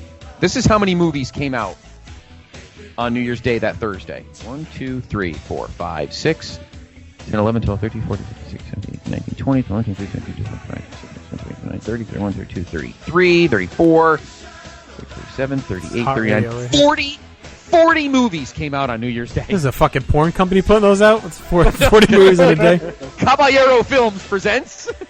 Jesus. But I am not going to. We're not doing all 40. No, we're not doing all 40 of them. We are going to do a decent amount, though, because there were a lot of movies that day that did make over $1 million. So we'll at least do that. So here we go. And a few of them, JR, you definitely do remember because you were a spry 6-year-old in January of 87. Young buck. This one made $4 million. Very well known because it involved one of the greatest NBA players of the 1980s. Kelly might remember this one. It is called... Kelly Trapika. No. Amazing Grace and Chuck. Nope. Don't remember Charles that. Barkley? No, it's not Charles Barkley. Another great... Chuck Person? Not Chuck Person. No, not Chuck Person. Chuck Murdoch, a 12-year-old boy from Montana and the son of a military jet pilot, becomes anxious after seeing a Minuteman missile on a school field trip, which intensified by a nightmare of a fork dropping after being told that the speed and effectiveness would be done before the dropped fork hits the floor. Whatever that all means. Starring Jamie Lee Curtis, Gregory Peck, William Peterson, and fictional Boston Celtics player Amazing Grace Smith, played by Alex English. Alex English with the Denver Nuggets. Yep. All right, next. This made $2 million. Oh, no, I'm sorry. That's coming up after this one. This one made $4 million. A sequel, American Ninja 2, The Confrontation. There we go. Now promoted to Army Rangers, Joe Armstrong and Curtis Jackson are sent to a remote Caribbean island to aid the Marine Corps in investigating the disappearance of many of its soldiers. Starring Michael Dudikoff, Steve James, Jeff Weston, Gary Conway, Larry Poindexter, and Mike Stone. Okay. This I know you saw. You definitely saw this during the first week of January. Was it made $2 million. American Tail featuring Under the Sea? Under the Sea, yep. And his girlfriend Mulan. It made $2 million. It is close though. The Care Bears Adventure in Wonderland. I did not see that. I wish I did. In Care-a-Lot, the Care Bears are visited by White Rabbit, the uncle of Swift Heart Rabbit. The White Rabbit gives the Care Bears the task of finding the missing Princess of Heart, who is to be crowned Queen of Wonderland. Otherwise, the villainous Wizard of Wonderland will gain the throne. Starring Matt Rotella, Bob Dermer, Eva Elmos, Dan Hennessy, Jim, of course, these are all the voices, Lou Bagoy. That's about it. No one else. Not that any of those were known either, but... Okay. Keith Hampshire right, was the Mad Hatter and the Jabberwocky. So, big time crossover here. Adventures in Wonderland and the Care Bears. That's right, Jabberwocky. Ugh, okay, this movie made $2 million. It is called Date with an Angel. That's definitely starring Matt Rotella. How do you date with an angel? Date with an Angel tells the story of Jim Sanders, an executive at a cosmetics company, about to marry Patty Winston, the spoiled daughter of Jim's boss. Unknowingly, Jim suffers from a brain tumor. His headaches have gotten worse. It is suggested that he will die until an angel arrives on the scene, given the task of bringing Jim's soul back to heaven on the night of his engagement party. Starring Michael Knight, Phoebe Cates, Emmanuel Biot, David Dukes, Phil Brock, Albert Macklin, B.B. Besh. Is that? Not a lot of big names. David in these movies Duke? tonight. The KKK guy? David Dukes. David Duke? Dukes. Oh, thank God. All right. Oh, Christ. Speaking of Rotella, oh, my God. I had to sit through this movie with him. This movie made $4 million. Oh, this movie's awful. Leonard Part 6. Which is easily one of the worst pieces of shit in the history of cinema. I don't know how the hell it made $4 million. Leonard Parker, a CIA spy turned restaurateur. According to the opening sequence of the movie, the title refers to the idea that the film is actually the 6th installment of a series featuring the adventures of Leonard. 1 through 5 were locked up in interest of world security. Of course, there are actually no films preceding this one. Starring Bill Cosby, Joe Don Baker, Moses Gunn, John Hostetler, and not much else. Nope. One of the worst pieces of crap. Notorious bomb. Earned several golden raspberries. One of the worst films ever made. Yes, utterly dreadful. All right, this one made $1.59 million, Making Mr. Right. Let's see. Is it Mr. M-I-S-T-E-R or Mr. M-R? MR period. Yep. The abbreviation, yes. Jeff Peters, an emotionally repressed scientist, sounds like most wrestling fans, just replace scientist, who cannot stand others because of their intellectual inferiority, dreams of a deep space exploration, which would be difficult because of lack of human contact for long periods of time. He develops a Ulysses android for the purpose of space exploration, since an android would not be affected by the isolation. Starring John Malkovich, Ann Magnuson, and music was by Chaz Jankel. Polly Bergen, Laurie Metcalf before Roseanne. Yep. All right. This one made $3.14 million. It is called Maurice. Not Maurice. Maurice. All right. Maurice the film. Let's see. During a trip to a windswept beach, Maurice Hall, an 11-year-old schoolboy, receives instructions about the sacred mysteries of sex from his teacher, who wants to took a weird turn, who wants to explain to the follower's boy the changes he would experience in puberty. Starring James Willoughby, Hugh Grant, Rupert Graves, Simon Callow, Billy Whitelaw, if you haven't picked up yet, this is a British movie, Patrick Godfrey, Ben Kingsley, Peter Aya, and Helena Bonham Carter, uncredited. Maurice, learning about sex. Maurice. All right, this one made $2.14 million, and it was the third of a movie series, not nearly as good as the first. Well, the first one is awesome. The second one is, and this one was pretty bad. Meatballs 3. Summer Job. The first Meatballs had Bill Murray in it. So, yeah. When porn star Roxy Dujour is denied entrance into the afterlife, she was given one last chance to help some poor soul on Earth, and she finds Rudy Gerner working at a summer river resort. Roxy's given the task of helping Rudy lose his virginity and allowed to be allowed into the afterlife. Starring Patrick Dempsey, Sally Kellerman, Shannon Tweed, Carolyn Ray. Shannon Tweed's in it, so that pretty much says that. By the way, do you know who Patrick Dempsey's boss's name in the movie is? No, I haven't seen this movie in ages. Mean Gene. Scheme Gene. What a shock. Porn star with Mean Gene in it. What a shock. Next, this made $3.2 million. Pinocchio and the Emperor of the Night. I didn't realize it was a Pinocchio sequel. I mean, it's a different Pinocchio. No, it's him. A bumblebee named Lieutenant Grumblebee is woken from his... I got my Halloween costume. Is woken from his sleep by the arrival of a large, sinister-looking ship. A man named Puppettino remarks that this is an ideal spot for a carnival. Stakes and ropes fly from the ship, and a circus tent forms, and Grumblebee hastily leaves the area. A year after being made human by the good fairy, Pinocchio, celebrating his first birthday with Mr. Geppetto, the good fairy appears and teaches Pinocchio that love is his most powerful gift. She teaches him about the mysteries of sex. So on and on from there. There's a raccoon, there's a monkey, there's more Grumblebee, there's a scalawag, Puppettino, Pinocchio, plenty of stuff going on. Sounds like that, reminds me of that Italian restaurant that we talked about that episode. What the heck was that? Puppettino's. You know, the Italian place, the chain that we talked about. Rick Pitino's? Rick Pitino, oh God. Shut down. Scott Grimes, Tom Bosley, Ed Asner, fucking slumming it as Scalawag the Raccoon. Frank Welker, Jonathan Harris, James Earl Jones is the Emperor. What the fuck? Wow. Don Knotts is G. Willikers. It's some fucking voiceover budget. Jesus Pinocchio, Christ. And yeah, geez, how much did they spend on this fucking thing? $10 million. Vader to Puppettino. They spent $10 million on this thing. Wow. And it was not Disney. It was New World Pictures, so it's not even Disney, which is weird. Oh. Okay. This made $1.6 million. It is called, I can't believe it's called this. Prick Up Your Ears, Puppettino. It's actually called Prick Up Your Ears. Oh, boy. A porn star goes back to the afterlife. Starring Grumblebee. The film tells the story of Orton and Halliwell in a flashback framed by sequences of Lar researching a book upon which the film is based on Orton's literary agent, playwright Joe Orton, that is. Peggy Ramsey. I don't know. I already lost interest. Starring Gary Oldman, Alfred Molina, Vanessa Redgrave, Frances Barber, Julie Walters, Lindsay Duncan, Joan Sanderson. Prick up your ears. Okay. This one made $1.19 million. Return to Horror High. To Horror High. Horror High.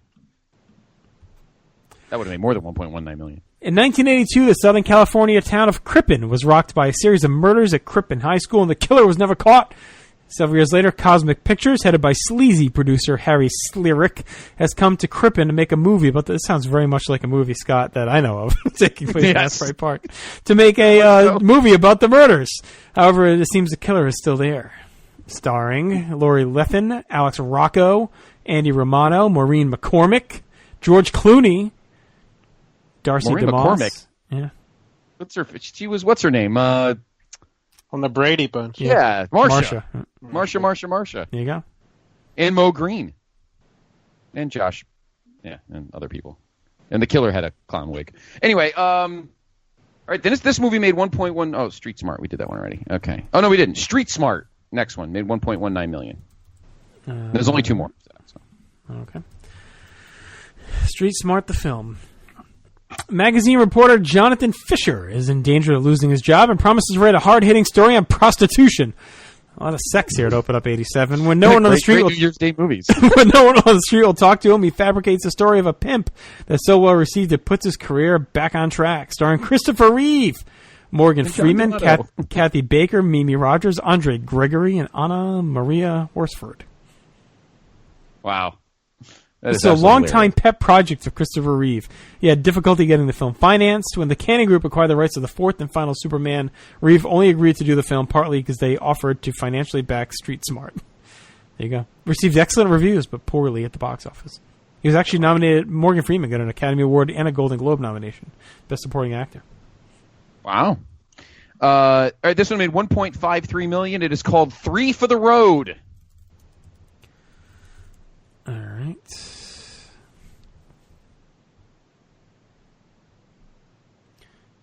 The film centers around Paul Tracy, aide to U.S. Senator Raymond Berry, played by Raymond Berry. Paul has political aspirations of his own. He is asked to transport Robin, the senator's delinquent daughter, to an institution for girls. He has aspiring writer roommate T.S. comes along for the trip. Rob is initially drugged by her father, put unconscious in the back of a car, but as soon as she wakes up, she tries everything and anything to escape. Starring Charlie Sheen, Alan Ruck, Kerry Green, Sally Kellerman, and Blair Tefkin. And finally, making $3.1 million that came out on this New Year's Day, a movie called White Mischief. All right, here we go. Let's wrap things up with much of the rest of the world at war. A number of bored British aristocrats live dissolute and hedonistic lives in the region of Kenya colony known as Happy Valley, drinking, drugging, and indulging in decadent sexual affairs to pass the time. On January 24th, 1941, Jocelyn Hay, the philandering Earl of Errol, was found dead at his car in a remote location. The Earl had a noble pedigree, but somewhat sordid past, and a well-deserved reputation for having affairs with married women. Starring Greta Scacchi, Joss Ackland, Charles Dance, Sarah Miles, Murray Head, John Hurt, of course, the voice of the dragon from Merlin. That's for you, Chad. Hugh Grant, another appearance here. Busy man, early 87. Susan Fleetwood. And that's about it. Okay. Good old John Hurt. So there was a hunk of the 30-something New Year's Day movies, or what I say, 40 or whatever, that came out on New Year's Day in 1987. And obviously there's a lot of porn and sex. So a salacious year ahead in 1987. To the NFL. We will not take the field because we're not making the picks anymore. Yeah, I won, Kelly, by the way. Shove it. Close, Kel, but not quite. But 1987 season is only 8 months away. But this weekend, it was divisional playoff weekend, and we will begin 2 games on this Saturday. The first one in Cleveland. Sorry. Mr. JR. Sorry. Mr. Greenhouse. Sad day in Cleveland. Jets had a 20-17 lead late. Look at old Bernie.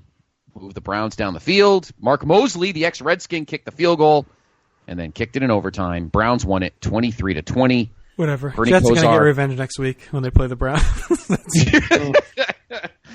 Bernie Kosar, 489 yards in that game. So the Jets season sadly came to an end on Old Municipal Stadium last field. year's Jets team.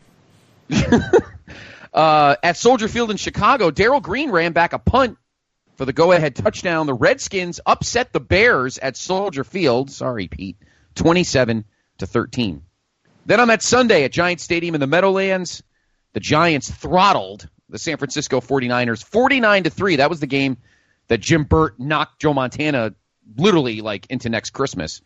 LT ran back a punt for a touchdown. That was also the interception for the touchdown. That's also the infamous game where second year, I believe, wide receiver Jerry Rice. He might have been a rookie, actually. I don't know if it was his second year. He caught that slant pattern, about to score a touchdown, and then for some reason he just fumbled the ball, and the ball ran perfectly symmetrical down the field into the end zone for a touchback. And that pretty much did it for the 49ers. He then started in 85, Jerry Rice. Okay, so this was his second year. Okay. And then finally at Mile High Stadium in Denver, the Broncos ended the season for the AFC champion Patriots, beating them 22-17. So your conference championship games the following week, the Broncos and the Browns in Cleveland, the Giants and the Redskins at the Meadowlands. So there you go. The Red Killer. And we will conclude the NFL season in our next podcast, because technically the season wouldn't be over yet. So in the NBA on this night, there were 7 games. Your high scorer for the day, guy that wore number 23, you'll hear this a lot over 1987, 47 points as the Bulls beat the Pistons 124-119. The Knicks lost to Atlanta, and that's it. Celtics and Lakers did not play. Celtics led the Atlantic 21-9. Hawks led the Central 22-7. Mavericks led the Midwest 21-9. The Lakers led the Pacific 24-6. In the on the Frozen Pond, gentlemen, all of our teams were in action. JR, our Whalers lost 3-2 at the Civic Center to the Blackhawks. Kind of odd, since we'll be in that building shortly. Mm-hmm. The Bruins beat the Islanders 5-4. D'Amato's Rangers beat Quebec 5-2.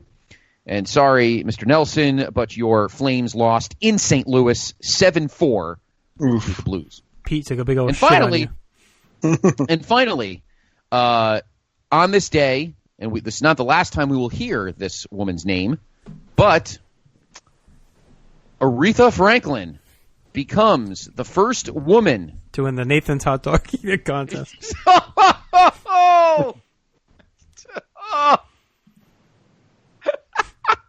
Gorilla might be saying that later on in the year. No, she was the first woman ever inducted into the Rock and Roll Hall of Fame on that date.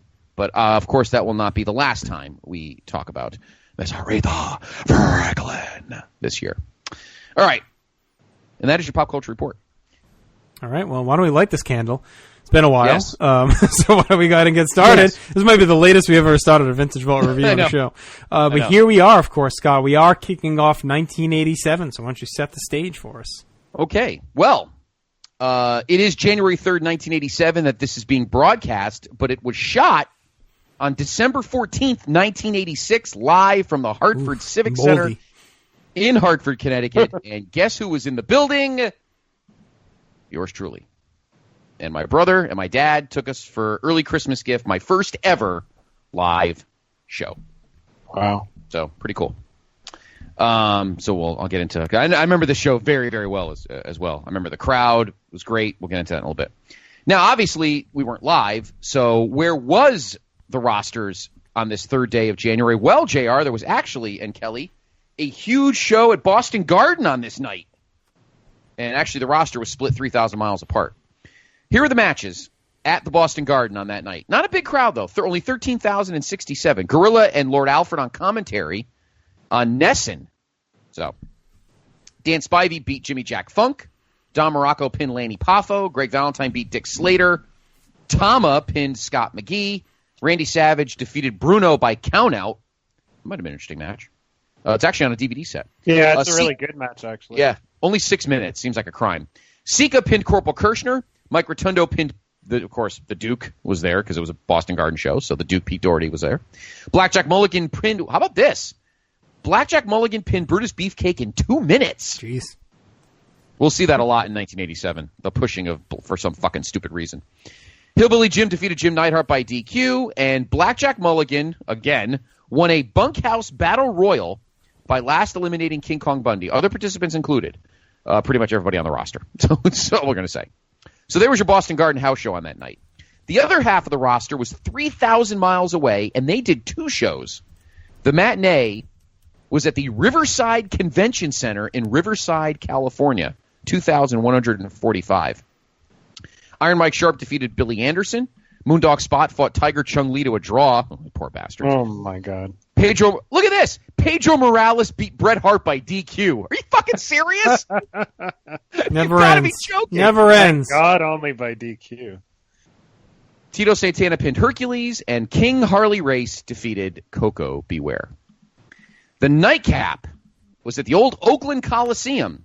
15,534. The largest pro wrestling crowd in Northern California in 12 years. Wow. And it's because of this match, the opener. The Karate Kid and Little Coco defeated Little Tokyo and Lord Littlebrook. That's why. This Butch guy defeated Nick Kiniski. Remember him? Jerry Allen defeated Steve Lombardi. Oh, I feel bad for this 15,000. The Honky Tonk Man defeated SD Jones. The Killer Bees defeated the Foreign Legion, Iron Sheik Nikolai. Junkyard Dog defeated Adrian Adonis by DQ. Billy Jack Haynes defeated Jake Roberts by DQ. And in the main event, Hulk Hogan successfully defended his world championship against Kamala.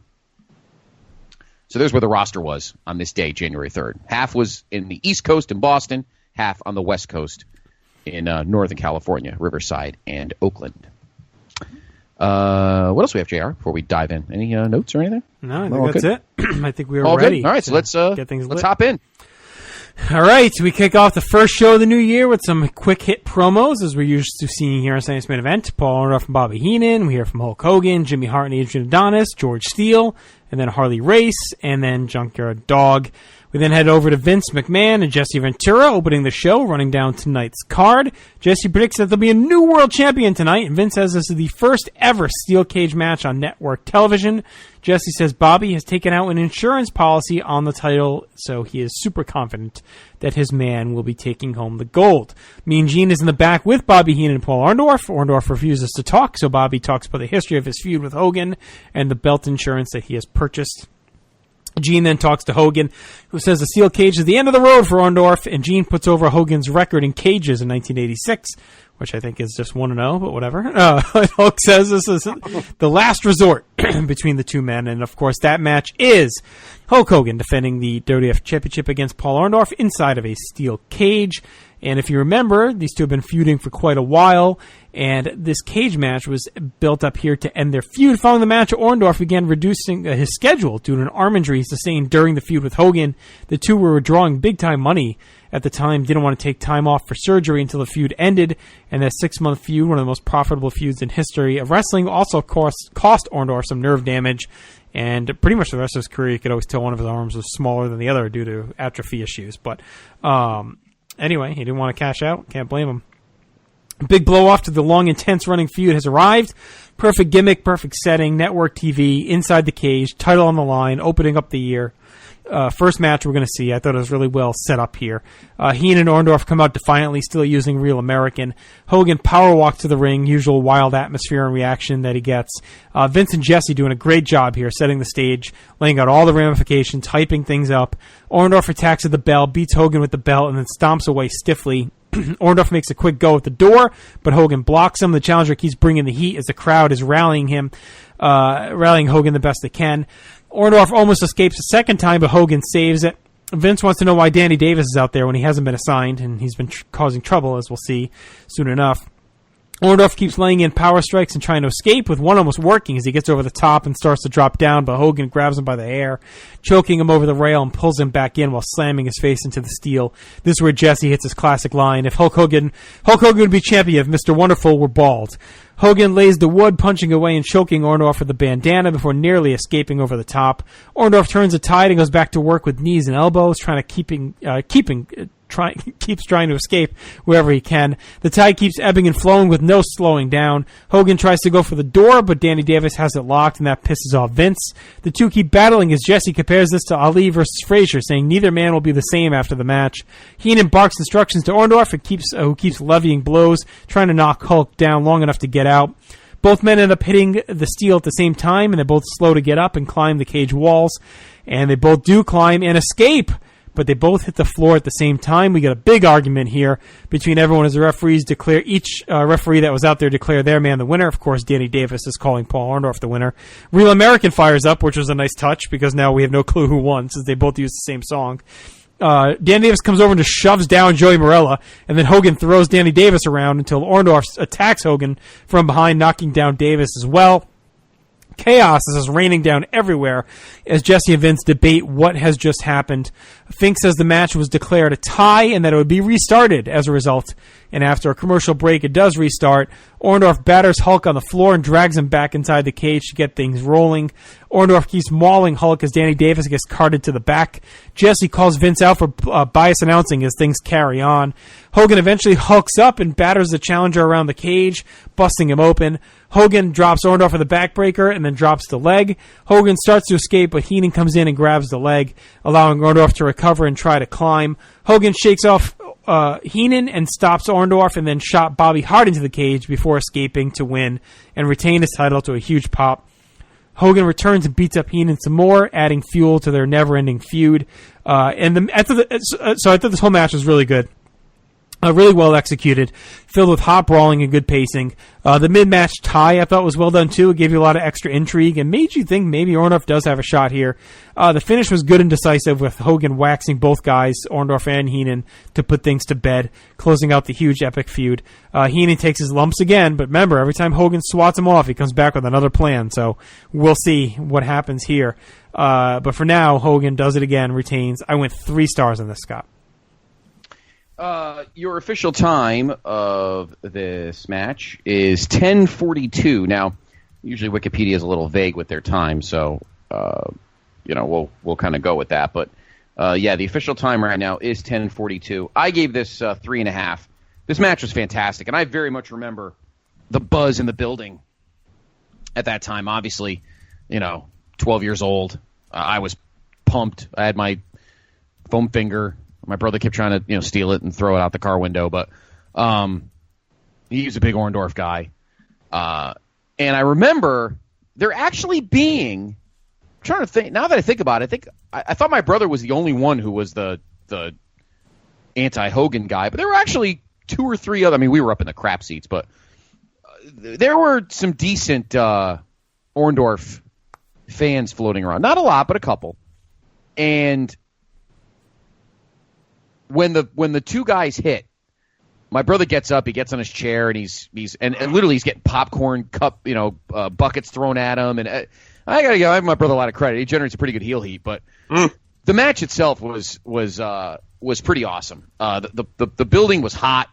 All the stuff with Danny Davis was great. Now, obviously, when I saw it, I didn't obviously listen to commentary. I taped it and I watched it when I got home. And Vince needed to chill out with the Danny Davis stuff.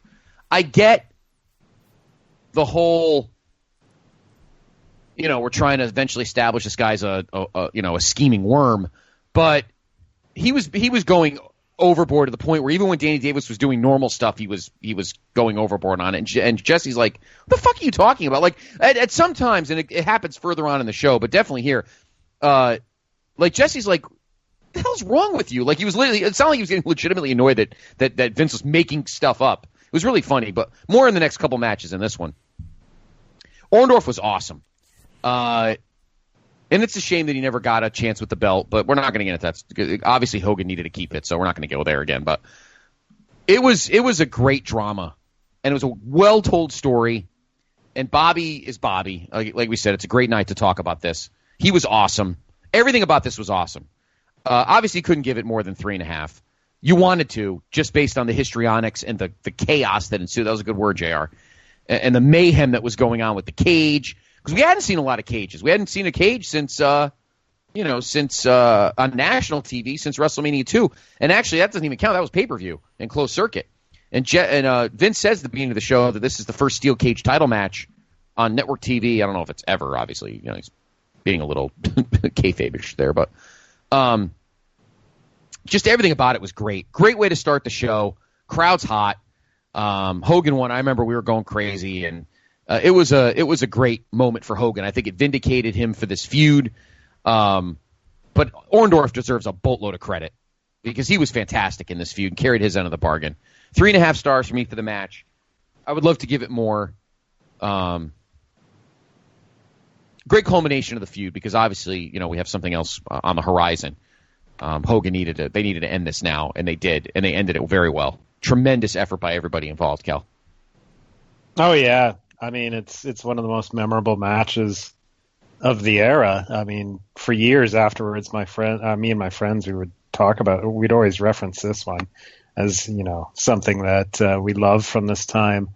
And I've seen it a million times. I had it taped off NBC when it aired, and watched it again and again for years. And I probably haven't seen it in quite a while. And watching it this morning, I was pleasantly surprised that it's held up, and I enjoyed it as much this time as I did the first time I watched it. I really, really like this. It's one of the peaks of the 80s boom, and it's one of Hogan's signature victories, one of his signature matches. Perfect end to the feud, satisfying conclusion, great stuff with the tie. That's what made it so memorable, was the whole tie thing. They hadn't done that before, and they really milked that up. They bring in Danny Davis, who they were trying to get over as a heel referee here, and had been doing that for months. And yeah, Vince, he gives the hard sell, but I think it pays off in the end because Danny Davis did get over as a heel, and it was a big deal, at least initially, when he turned heel. Orndorff was really good. Hogan's really good. The Heat was amazing. Vince and Jesse on commentary are great here, arguing constantly, and then throughout the whole show they're great, just bickering. This was one of their signature performances, I would argue. The match is kind of shortened as far as what you get in the ring. They go quickly to the finish, or at least the first finish, but I mean, you can't replicate this whole drama here. It was so well done. Heenan, of course, is involved too. There were so many guys involved in making this work and making this memorable. The ending, when they got back in the cage, I really liked. It was a decisive victory for Hogan. Rammed Orndorff into every side of the cage multiple times.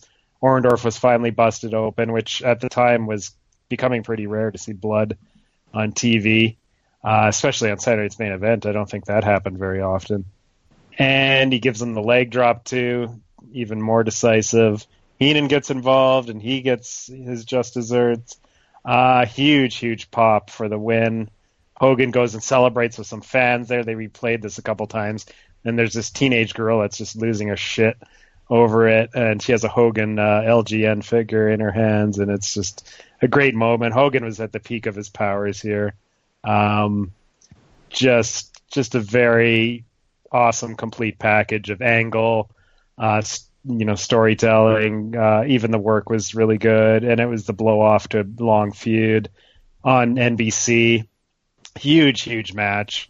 I overrated 1986, so maybe I'm going to overrate this match. I went 4 stars. Oh wow! On it.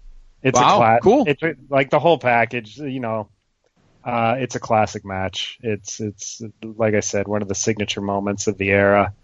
And I was, like I said, pleasantly surprised how much this held up watching it earlier today, and how much I was entertained by it. I think it's something you could show to non-fans, and they would get sucked into it, because it tells a great story. It clearly makes you hate people like Danny Davis, hate Bobby Heenan, and Hogan's the ultimate hero. It's just really great pro wrestling. I've said enough praise here. I guess, Scott, you were there, obviously, more watching at the time. But was Orndorff? Did he feel believable at this point still? Did it seem like he could possibly win the title from Hulk Hogan here in early '87? Yes. Yeah. But I think this was it. I think after that point we kind of knew, because obviously we were watching everything. We were watching all the local stuff, and at this point, New Year, I think this was, because back in the day, the cage was the blow-off, so he wasn't winning this match. He was done. Yeah. So and he was done. I mean, he was left off WrestleMania 3. Which is crazy. Still crazy. Yeah. So there you go. Hulk Hogan retains the World Wrestling Federation Championship in an excellent fitting match. blow-off. For sure. All right, we head backstage. where Mean Gene recaps the long, winding feud between Randy Savage and George Steele. Talks to Savage and Liz. Gene says Steele has a surprise plan tonight, and Savage cuts off Liz and says that nobody cares about her. Savage tells Liz to leave and then threatens to slap Gene's face and push him into a wall. Gene then talks to Steele about his surprise, but of course we get no information here. And this is the continuation of the seemingly never-ending feud between Randy Savage and George Animal Steele for the Intercontinental title. Started way back at the beginning of '86. Still going on. New contender to the IC title and feud, of course, had developed. On November 22nd, Ricky Steamboat challenged Randy Savage for the title. Steamboat lost the match via countout. It was attacked further by Savage, who took the ring bell and jammed it into Steamboat's throat, clashing his larynx. Steamboat makes his return from injury here to prevent Steele from suffering a similar injury at the hands of Randy Savage. We'll talk about that in a moment. Another installment. This feud has eaten up all of 1986, leaking into '87. Savage's entrance is great as always, a mix of regality and extreme confidence. Vince plays up Steele's surprise, and Steele carries an action figure out as a gift for Liz, which Jesse mocks as a terrible surprise. Liz is torn as always, and Savage takes the figure and spikes it. Steele attacks from behind and hoists him high into a choke before dropping him to the mat. Steele mauls Savage with a flurry as Jesse bitches out the referee and says Steele should be suspended. Steele then calls to the back, but nobody comes out. Savage attacks from behind and chokes and flails away with strikes. Savage slams Steele and heads up top, and then the real surprise emerges. Ricky Steamboat comes out, starts jawing with Savage. Steele slams Savage off the top and sends him flying over the top rope hard to the floor. As Steamboat cheers on his friend, Savage is laying in a heap. Steele scoops up Liz and carries her to the back as Jesse says this is conspiracy and kidnapping. Savage gets in the ring and Steamboat gets forced to the back by officials. After a break, Savage is waiting in the ring, and Steamboat reemerges, but the two are kept apart. Savage finally returns and tore up the turnbuckle and shoves it. Steele returns, tears up the buckle, shoves it in Macho's face. Jesse's still ranting about suspensions, and Steele is all over Savage with his nonsense offense. Savage is able to shove Steele hard to the corner off a headlock. Jesse wonders how thrown off Savage is with Liz missing. Savage keeps pelting away until Steele lands a boot to the gut and some punches. Steele keeps biting Savage and uses a foreign object from his tights before shoving him outside again. Steele chucks the ref across the ring, but Savage grabs the bell, sneaks in the ring, and clubs the Animal in the back of the head for the win. Steamboat ran out back to protect Steele, but Savage bolts to the back. Steamer nurses Animal back to health in a weird spot. He's rubbing his chest and sprinkling turnbuckle foam over him like fairy dust. This was really interesting and chaotic. I like the Steamboat stuff a lot. It added the fuel to the fire. Steele is Steele.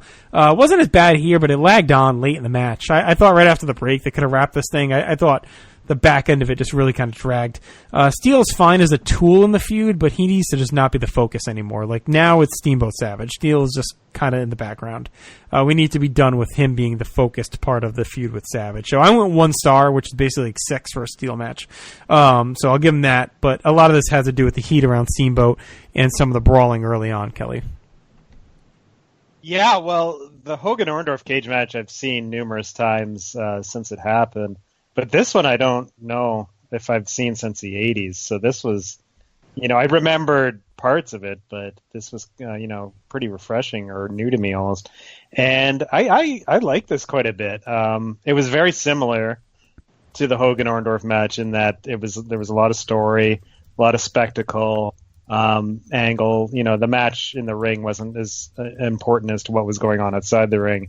And I really got caught up in it, and the crowd was red hot. I mean, say what you will about Steele, the feud was over with the public. I mean, it didn't produce the best matches or anywhere close to the best matches, but it was really over. And when Steele died, I mean, that was something that was mentioned a ton, was his feud with Savage, and it was something that really resonated with the public, the whole Beauty and the Beast thing. And they play it up great here. Elizabeth, who looked, particularly stunning this evening. He brings the doll out to her, takes her back later. I mean, it's all good. Steamboat making his dramatic return was super cool. Unfortunately, the music on the network dubbed in is not super cool. It's horrible. I don't know where they got that from. It's just dreadful dub job there. And then we get back. Steele, of course, with the turnbuckle padding. The crowd is just batshit through this whole match. Vince and Jesse are great.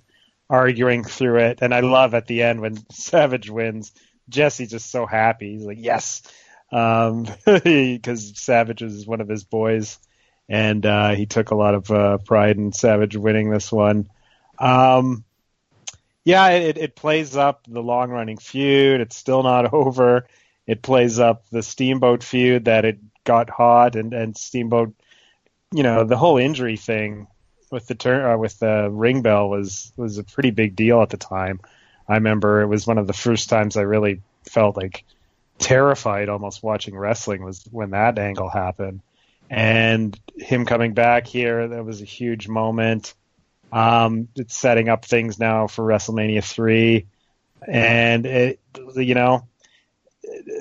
maybe not the best in-ring stuff, but as far as like achieving all the goals to make you want to see more of this and to make you anticipate what was coming forward, this was an A+ in that regard.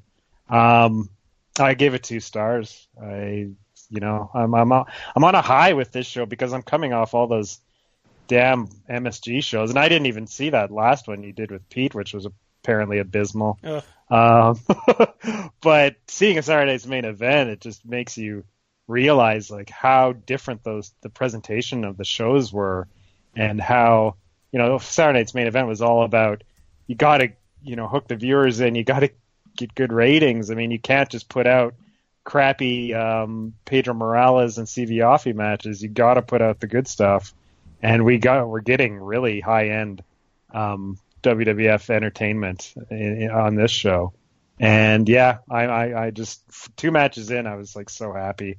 I remembered why I loved WWF wrestling again after the MSG shows almost had beaten it out of me in the last few months. But I thought this was great fun. I gave this a star. Your official match time, 8:30. First off, Savage's promo is great. I love that he called Mean Gene a jughead. I thought that was awesome, because Mean Gene is. Steamboat, I remember that night. I thought the Hogan pop was good. Watching this again, I remember the building. Yeah. Steamboat pop was off the fucking charts. And no, it was not that trash theme, Kelly, which, by the way, is like the official Steamboat dub theme. That's not the first time they used that. I think they used it later on in the year as well. It's atrocious. It's awful music. But when he comes out, the place goes insane. Because we knew it. We knew that.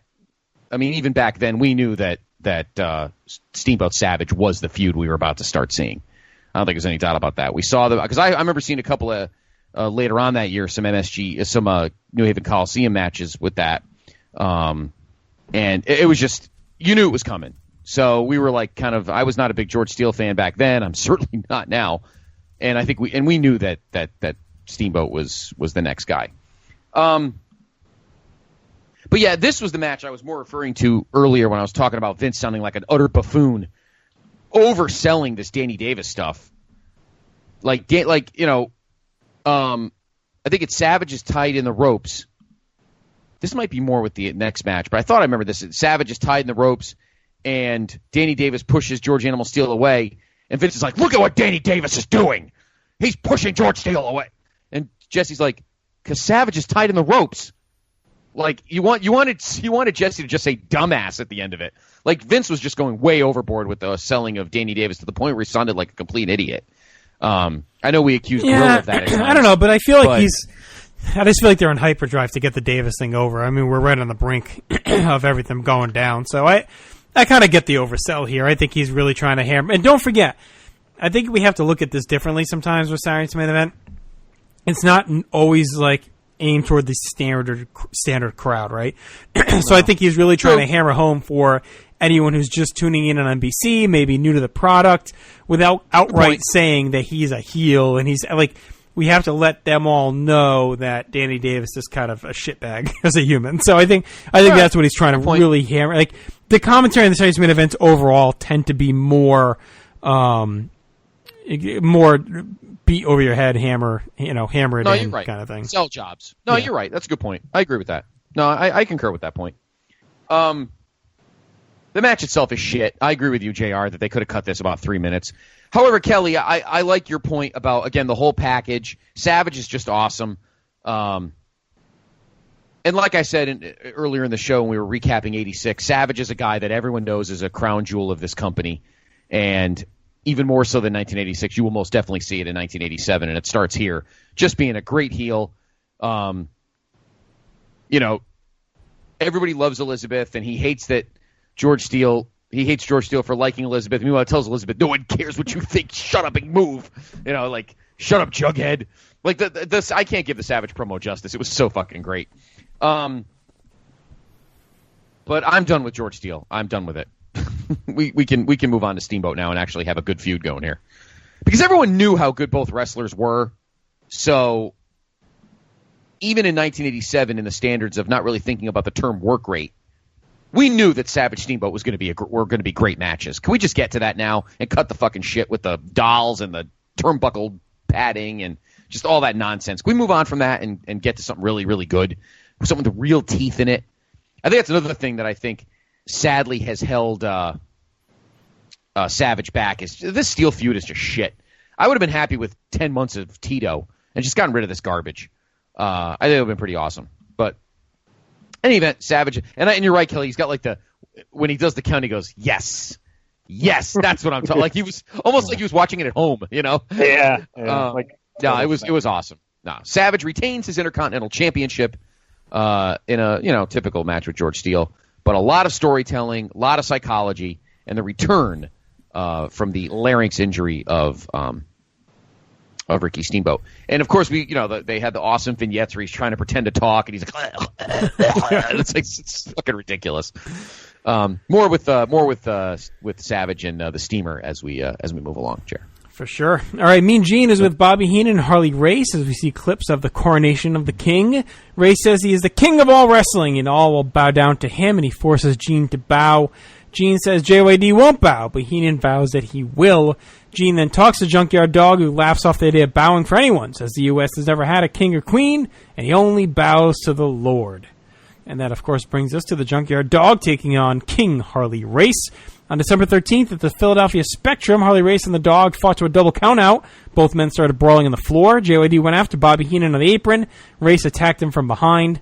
And, of course, the feud would roll on to here. Race and Heenan head out. Jesse putting over his regality. And, again, this is another thing, Scott, like we talked about, kind of hammering over the head.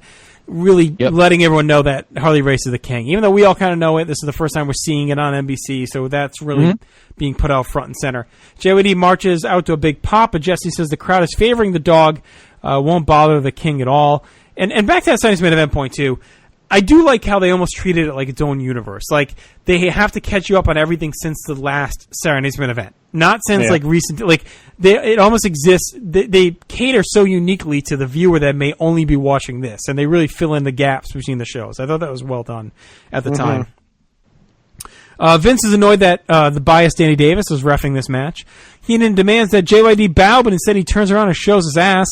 Race lands a cheap shot on JYD to open up and works him over with strikes, grabbing a near fall.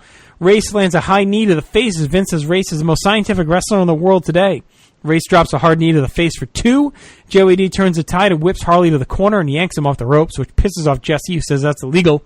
Race goes to the eyes and hits the belly to belly. Race tries to headbutt, but it backfires, and Vince says it was a stupid attack, of course, the hard head of JYD. JYD pelts Race with his own headbutts and then shoots him hard into the corner and over the top to the floor. Heenan checks on Race as the crowd is all over him. JYD grabs the robe and crown and puts it on and prances around the ring. Heenan comes in and slugs JYD, but JYD shakes it off and drills brain with the right hand. Race heads up top and clobbers the Dog from behind and keeps working him over until the bell rings. Vince is all over Davis for allowing this nonsense and not controlling the attack.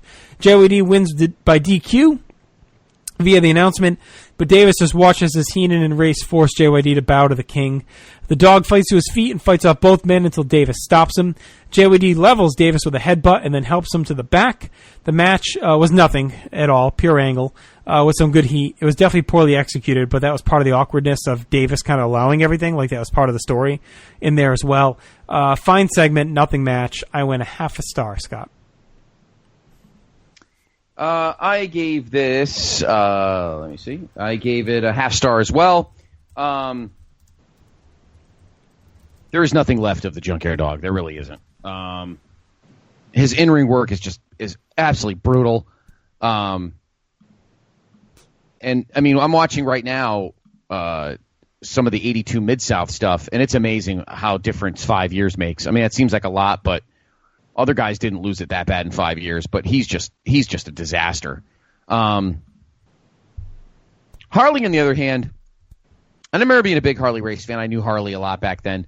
What a great character this was. I mean, the Gorilla's right, though. The little, he mentions it on Primetime often, the stupid, like, rubber band on the crown. It does look pretty moronic, but, considering how advanced, he was in his 40s, I think we looked it up at that point, Harley, that he was still pretty good in the ring, but JYD is just trash. And this match and the next match, you can tell, are just the beginnings of things to come. These were, unlike the title matches with Hogan and Savage, those were ending feuds. These were definitely just tastes to whet our appetite for what's to come. So you kind of knew that there wasn't much to go on here. 6 minutes your time. More Danny Davis stuff from Vince, but that's fine. Like I said, JR, you're right. They're trying to kind of make it. But it's almost. But I mean, Jesse is getting his tone in his voice, like, oh my God, he's just going way overboard on this. But he was going with it, which is why Jesse's so great. Again, dog and pony show to keep the storyline going. Not much more to say. I gave it half a star, Kel.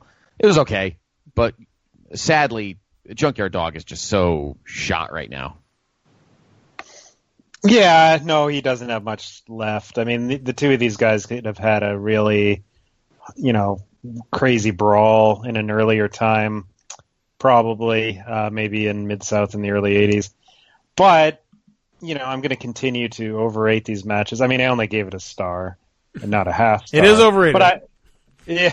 But it was entertaining. I mean, I was totally into the whole thing, and I remember not being too into this feud at the time, but this was fun.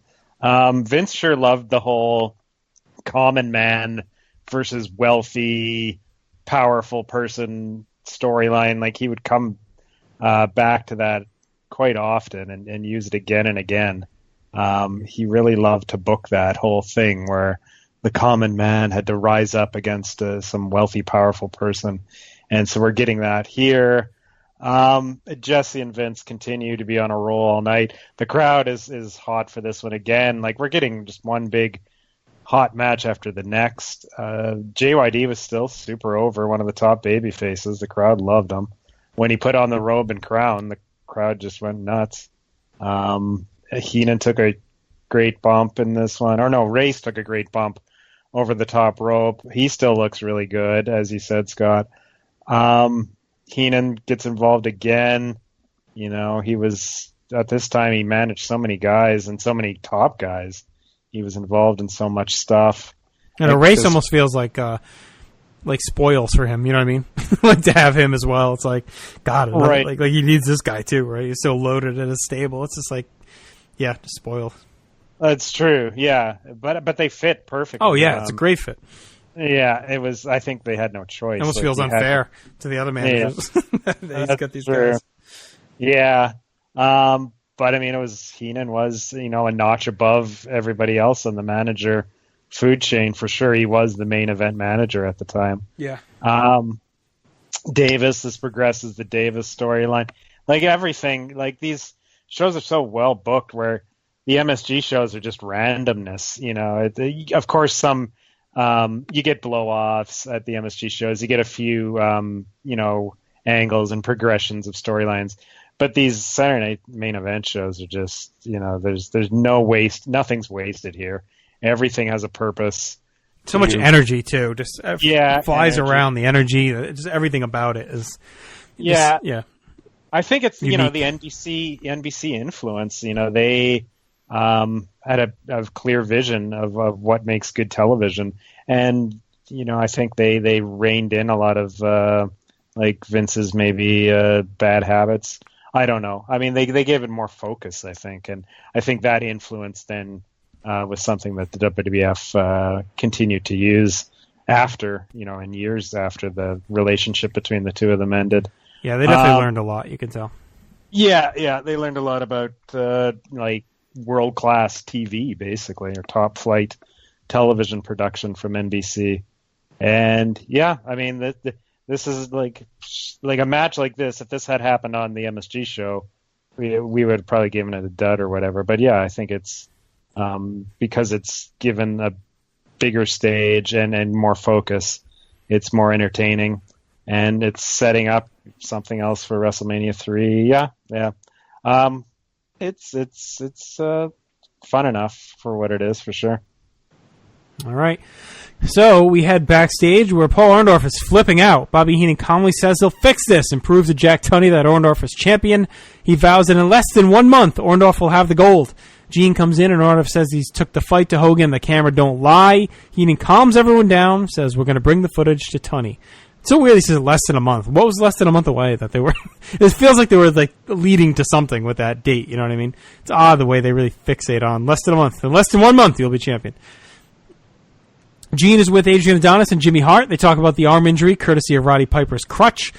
Adonis says he can take a licking and keep on ticking, and he's going to whip on Piper. Gene doesn't think it's prudent to allow him back in the ring, but Hart says Adrian's all heart, and he can't be kept away.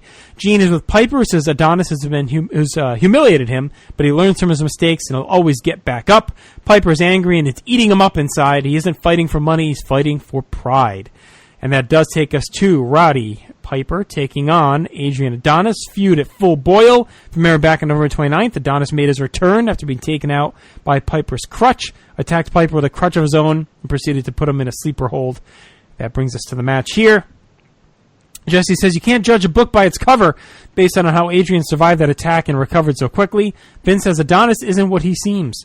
Piper heads out to a huge pop, is all fired up. Jesse says Piper might be fighting for pride, but Adonis is fighting for revenge. Adonis taunts Piper, but Roddy tosses his kilt on Adrian's head and attacks as Vince says this isn't the first time a skirt's been on the head of Adonis. That even cracks up Jesse. Piper mauls Adonis, tossing him around the ring and sending him careening outside with a running knee lift. Adonis comes back in and Piper keeps battering him from corner to corner as Jesse says Vince is losing his voice from rooting so hard for his favorites all night. Vince reveals that Liz has been released from Steele's custody. Piper works the arm as Vince says, would you have mercy, Jesse? Which makes me think of Full House. Adonis goes to the eyes and batters Roddy in the corner, scratching his back as well. Piper makes a quick comeback and shoves Adonis to the mat, but Adonis catches a sleeper. Piper leverages them both to the floor to break the hold. They brawl there until Jimmy gets in the mix. Piper slugs him, but Adonis squirts Piper in the eyes with a cologne and then rolls to the outside the ring to win by count out. Adonis and Jimmy leave as Piper tries to shake things off. Another quick brawl, really all purely angle advancement. Piper is red hot. Adonis has returned to some good feisty anger.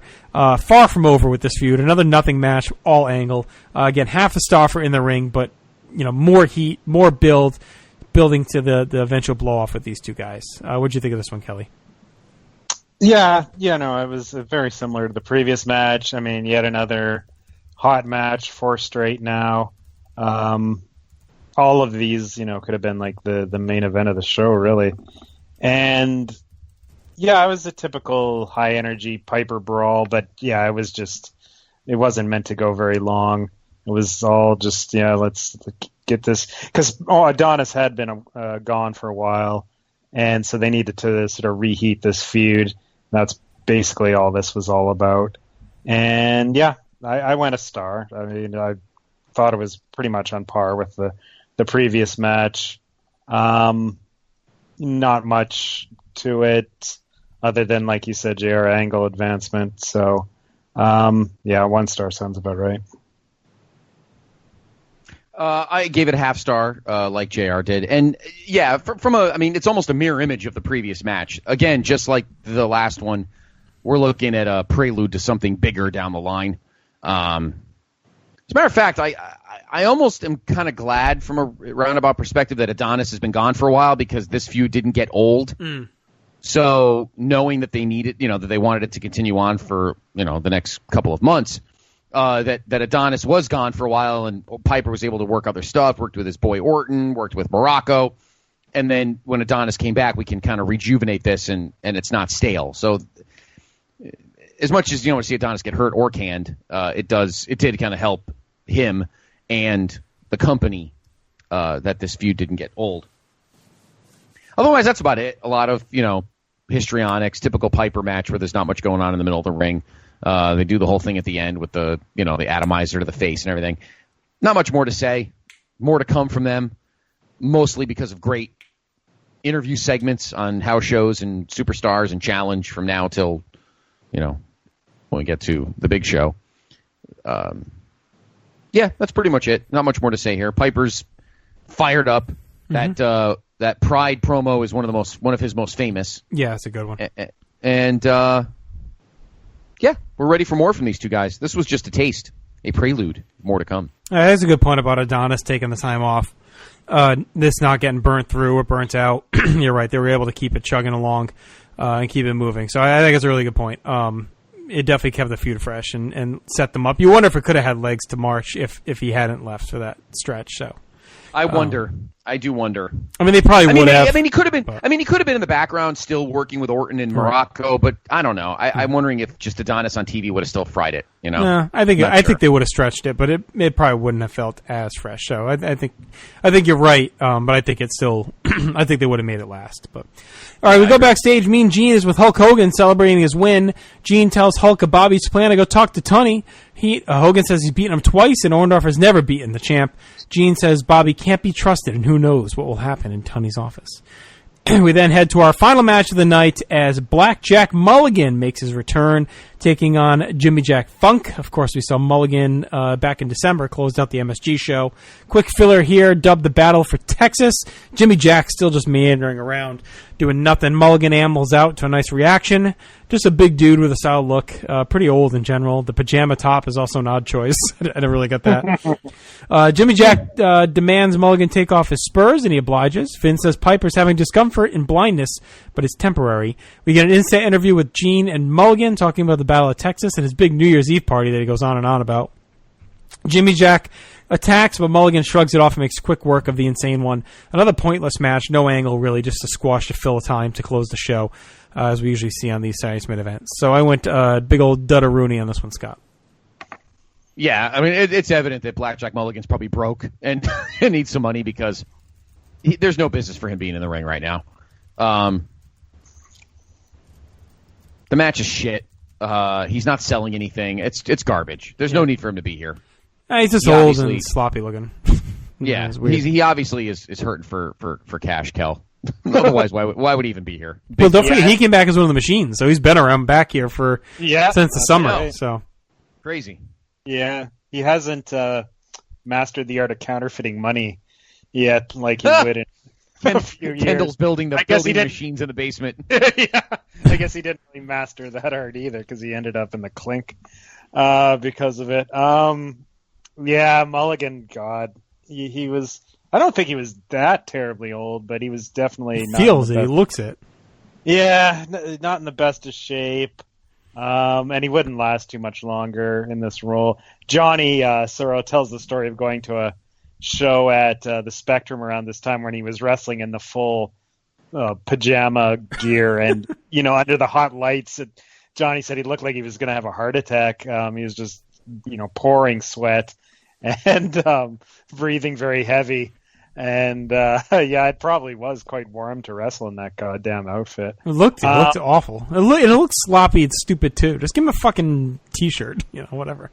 Well, yeah, I mean, I think they were trying to cover up his physique, obviously, but yeah. Yeah, but he wore the singlet as the machines. He looked all right. I don't know. It's stupid. Well, that's true. Yeah, I don't know. Maybe it was I don't want to say it was a rib, but maybe it was a rib. Who knows? I really dislike Jimmy Jack Funk. I think he's garbage. This was just short and nothing. Although Mulligan's back elbow finish looked not too bad. I always like Jimmy Jack sold it pretty well too. Yeah. So I almost gave it a half star for that, but no, I'll go with dud as well. I would never want to see these two guys wrestle again. All right, let me read some quick feedback, and then we'll do our awards, so I don't forget. And our buddy Steve Bennett here brings back, I mean, this is like we're going old school with the length of this thing. So here we go.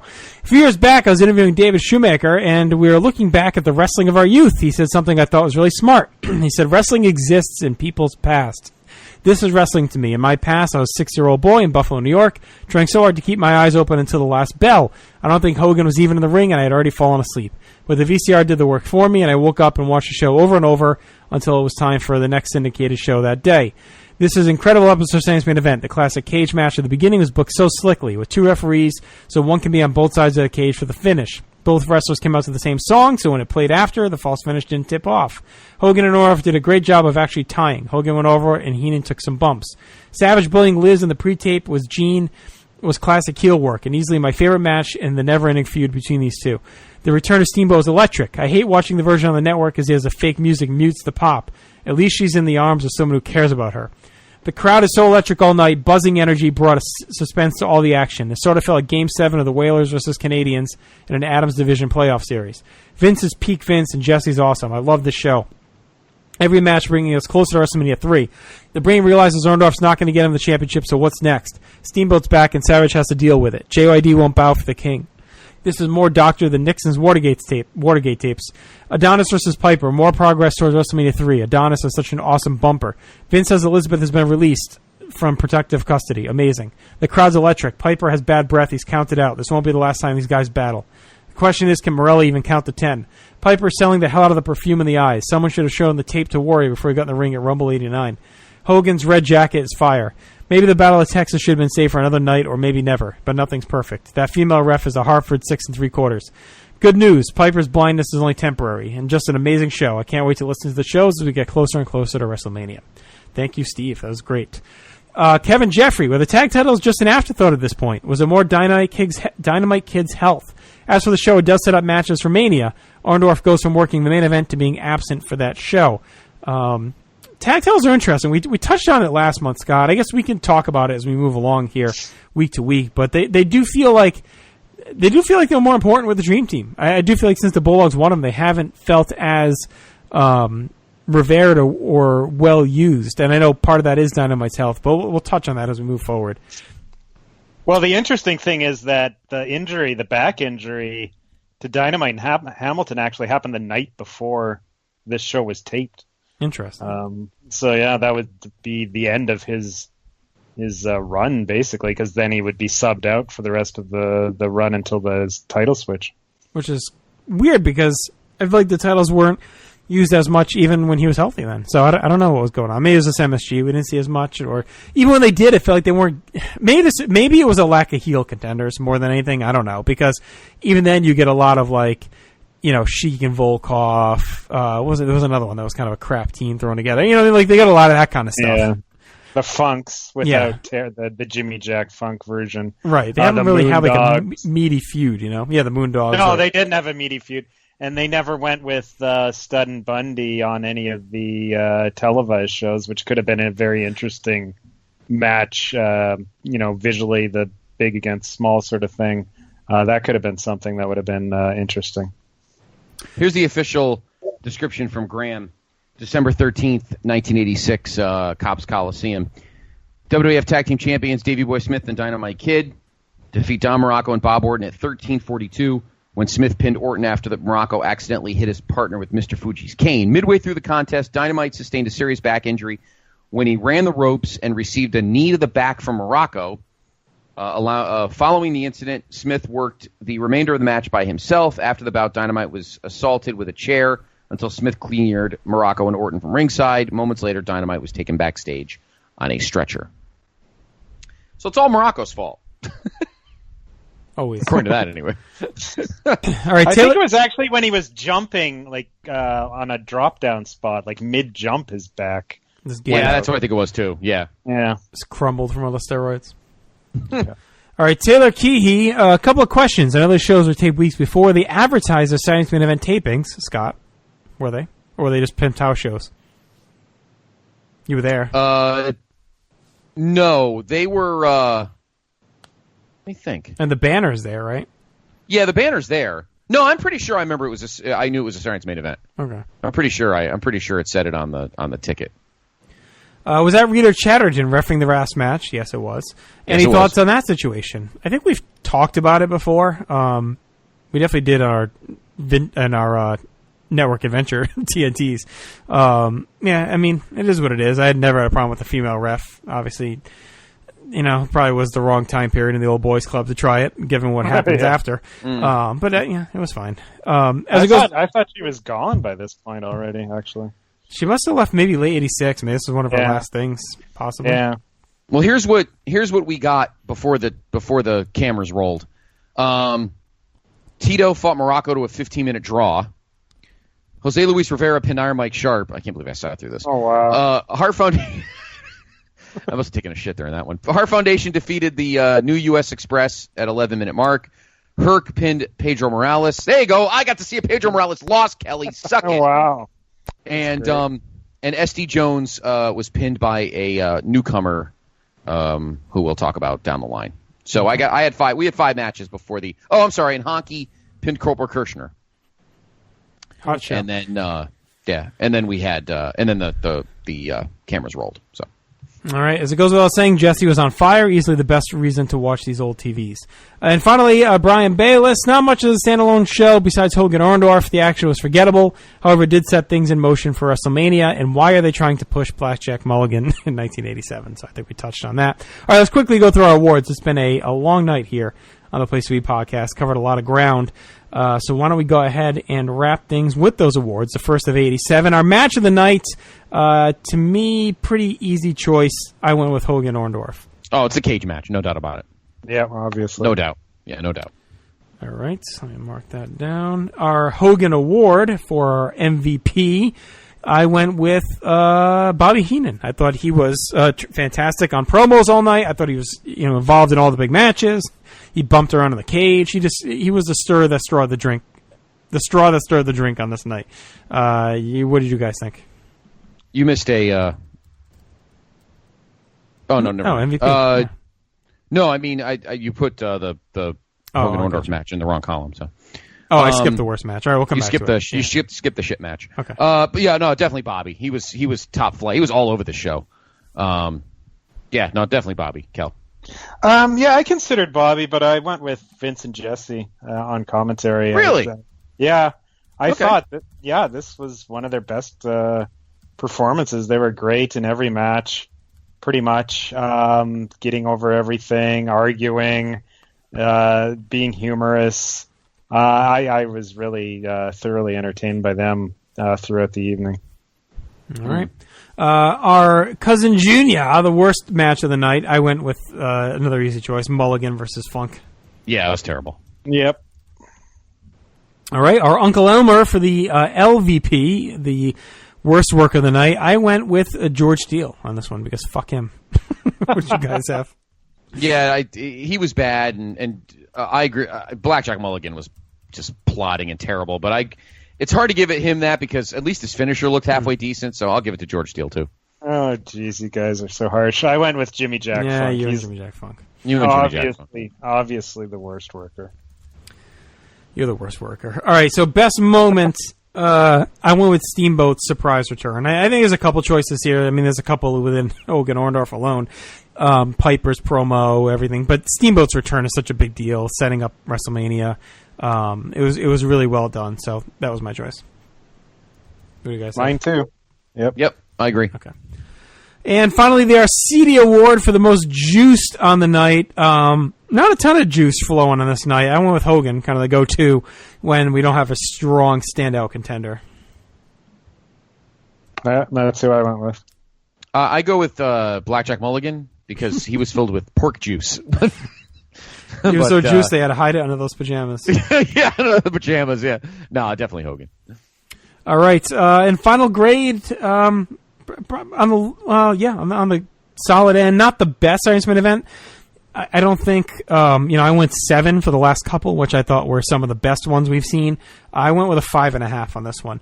I think I know those matches were hot and the stories were hot and that was the point, but we really only had one solid in-ring match, and these last couple that have kind of tipped up to that 7 area were ones that had more than one, or a match that really popped. Like, maybe it's just me being a little low on Hogan Orndorff, but like, I think of Savage Jake. Like, I much prefer that match to this one. So again, a really good show, but I feel like there's as much meat on this, and it's not their fault. I mean, they were really using it to lay the groundwork for Mania, so it was a smart usage of the show, but I thought it was a step behind some of the best ones we've seen so far. Yeah, I mean, the last couple of Saturday main events have been really good top to bottom. This was very top heavy. And even the May, I had 6.5. So, I mean, I thought the 86 ones were in March. So I thought I went 6.5, 6.5, 7, 7 for all of 86. So, yeah, I mean, I did 6.5, 7, 6.5, 7. You know, I'll go 6 on this. I'll go 6. I think it's at least as good as the January 86 one. So. Yeah, I mean, the first 2 matches are really, really good. I mean, not really good. I mean, the first match is awesome, and the second match, even though it's George Steele, at least the story behind it with Steamboat and everything was fantastic. So I'll give this a 6-2. And honestly, besides the Blackjack Mulligan crap, all the other 4 matches all were very important and necessary for future developments. So they all were needed, and they all serve their purpose. And I still love Savage calling Mean Gene a jughead. This was one of my favorite moments of the night. 6.5 for me, Kel. Well, I've overrated everything tonight, so I'll overrate this too. 12. This was. This is. I didn't even hear it though. I said 12 out of 10.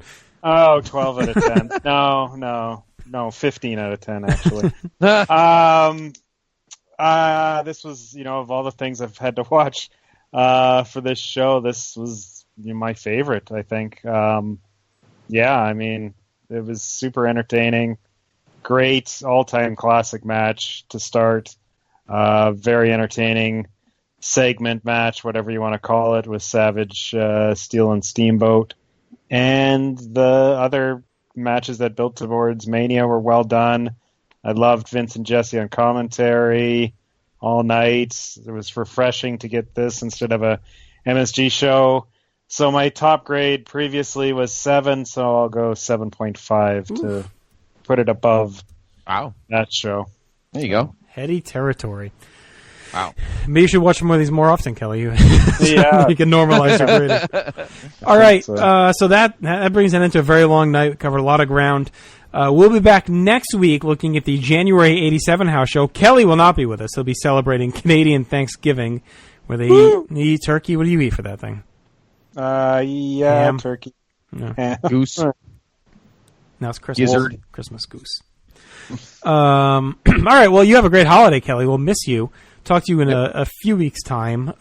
Joining us, making his, I guess, proper Place to Be podcast debut. He's been on before, but only in the Christmas special. He's never actually joined us for a discussion of any sort, not when he's not reading Christmas monologues. And that is our good buddy, Tim Capel. He's been a fan of the show for a long time. We go way back on the old CWO blog. So really good friends, and looking forward to having Tim here making his formal debut, breaking down the January 87 MSG. From there, the schedule gets a little spotty. We're probably going to be off the week after that. Got some work stuff in the way. But we'll update you at the end of next week with our schedule forthcoming. As you know, October is usually kind of a tricky month for us here on the show. So with that all said, be sure to check out the Greatest Dirty Wrestler Ever project. You can find out information on that just reaching out to us on social media.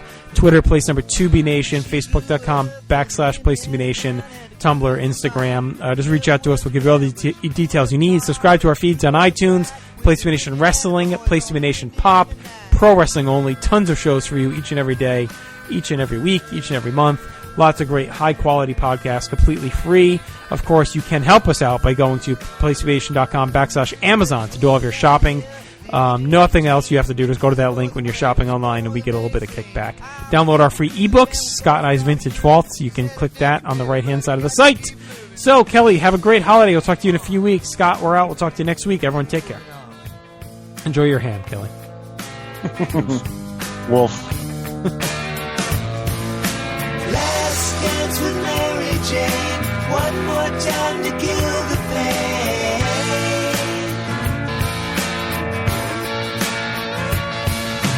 I feel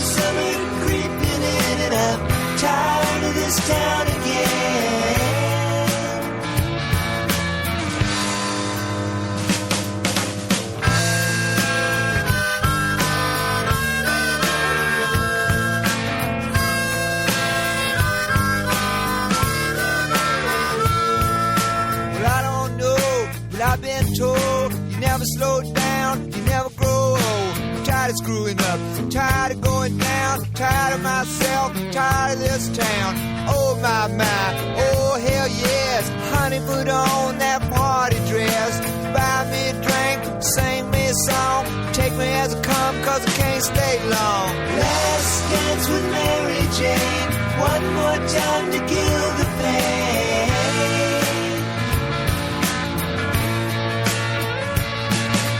I feel summer creeping in. I'm tired of this town again.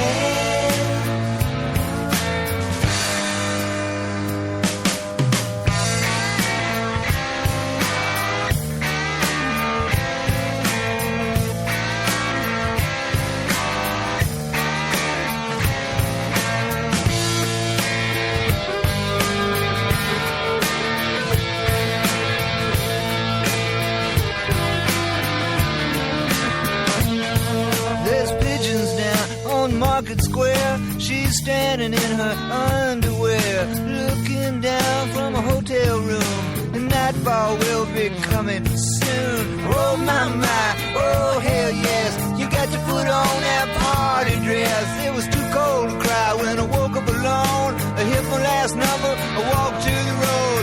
Last dance with Mary Jane. One more time to get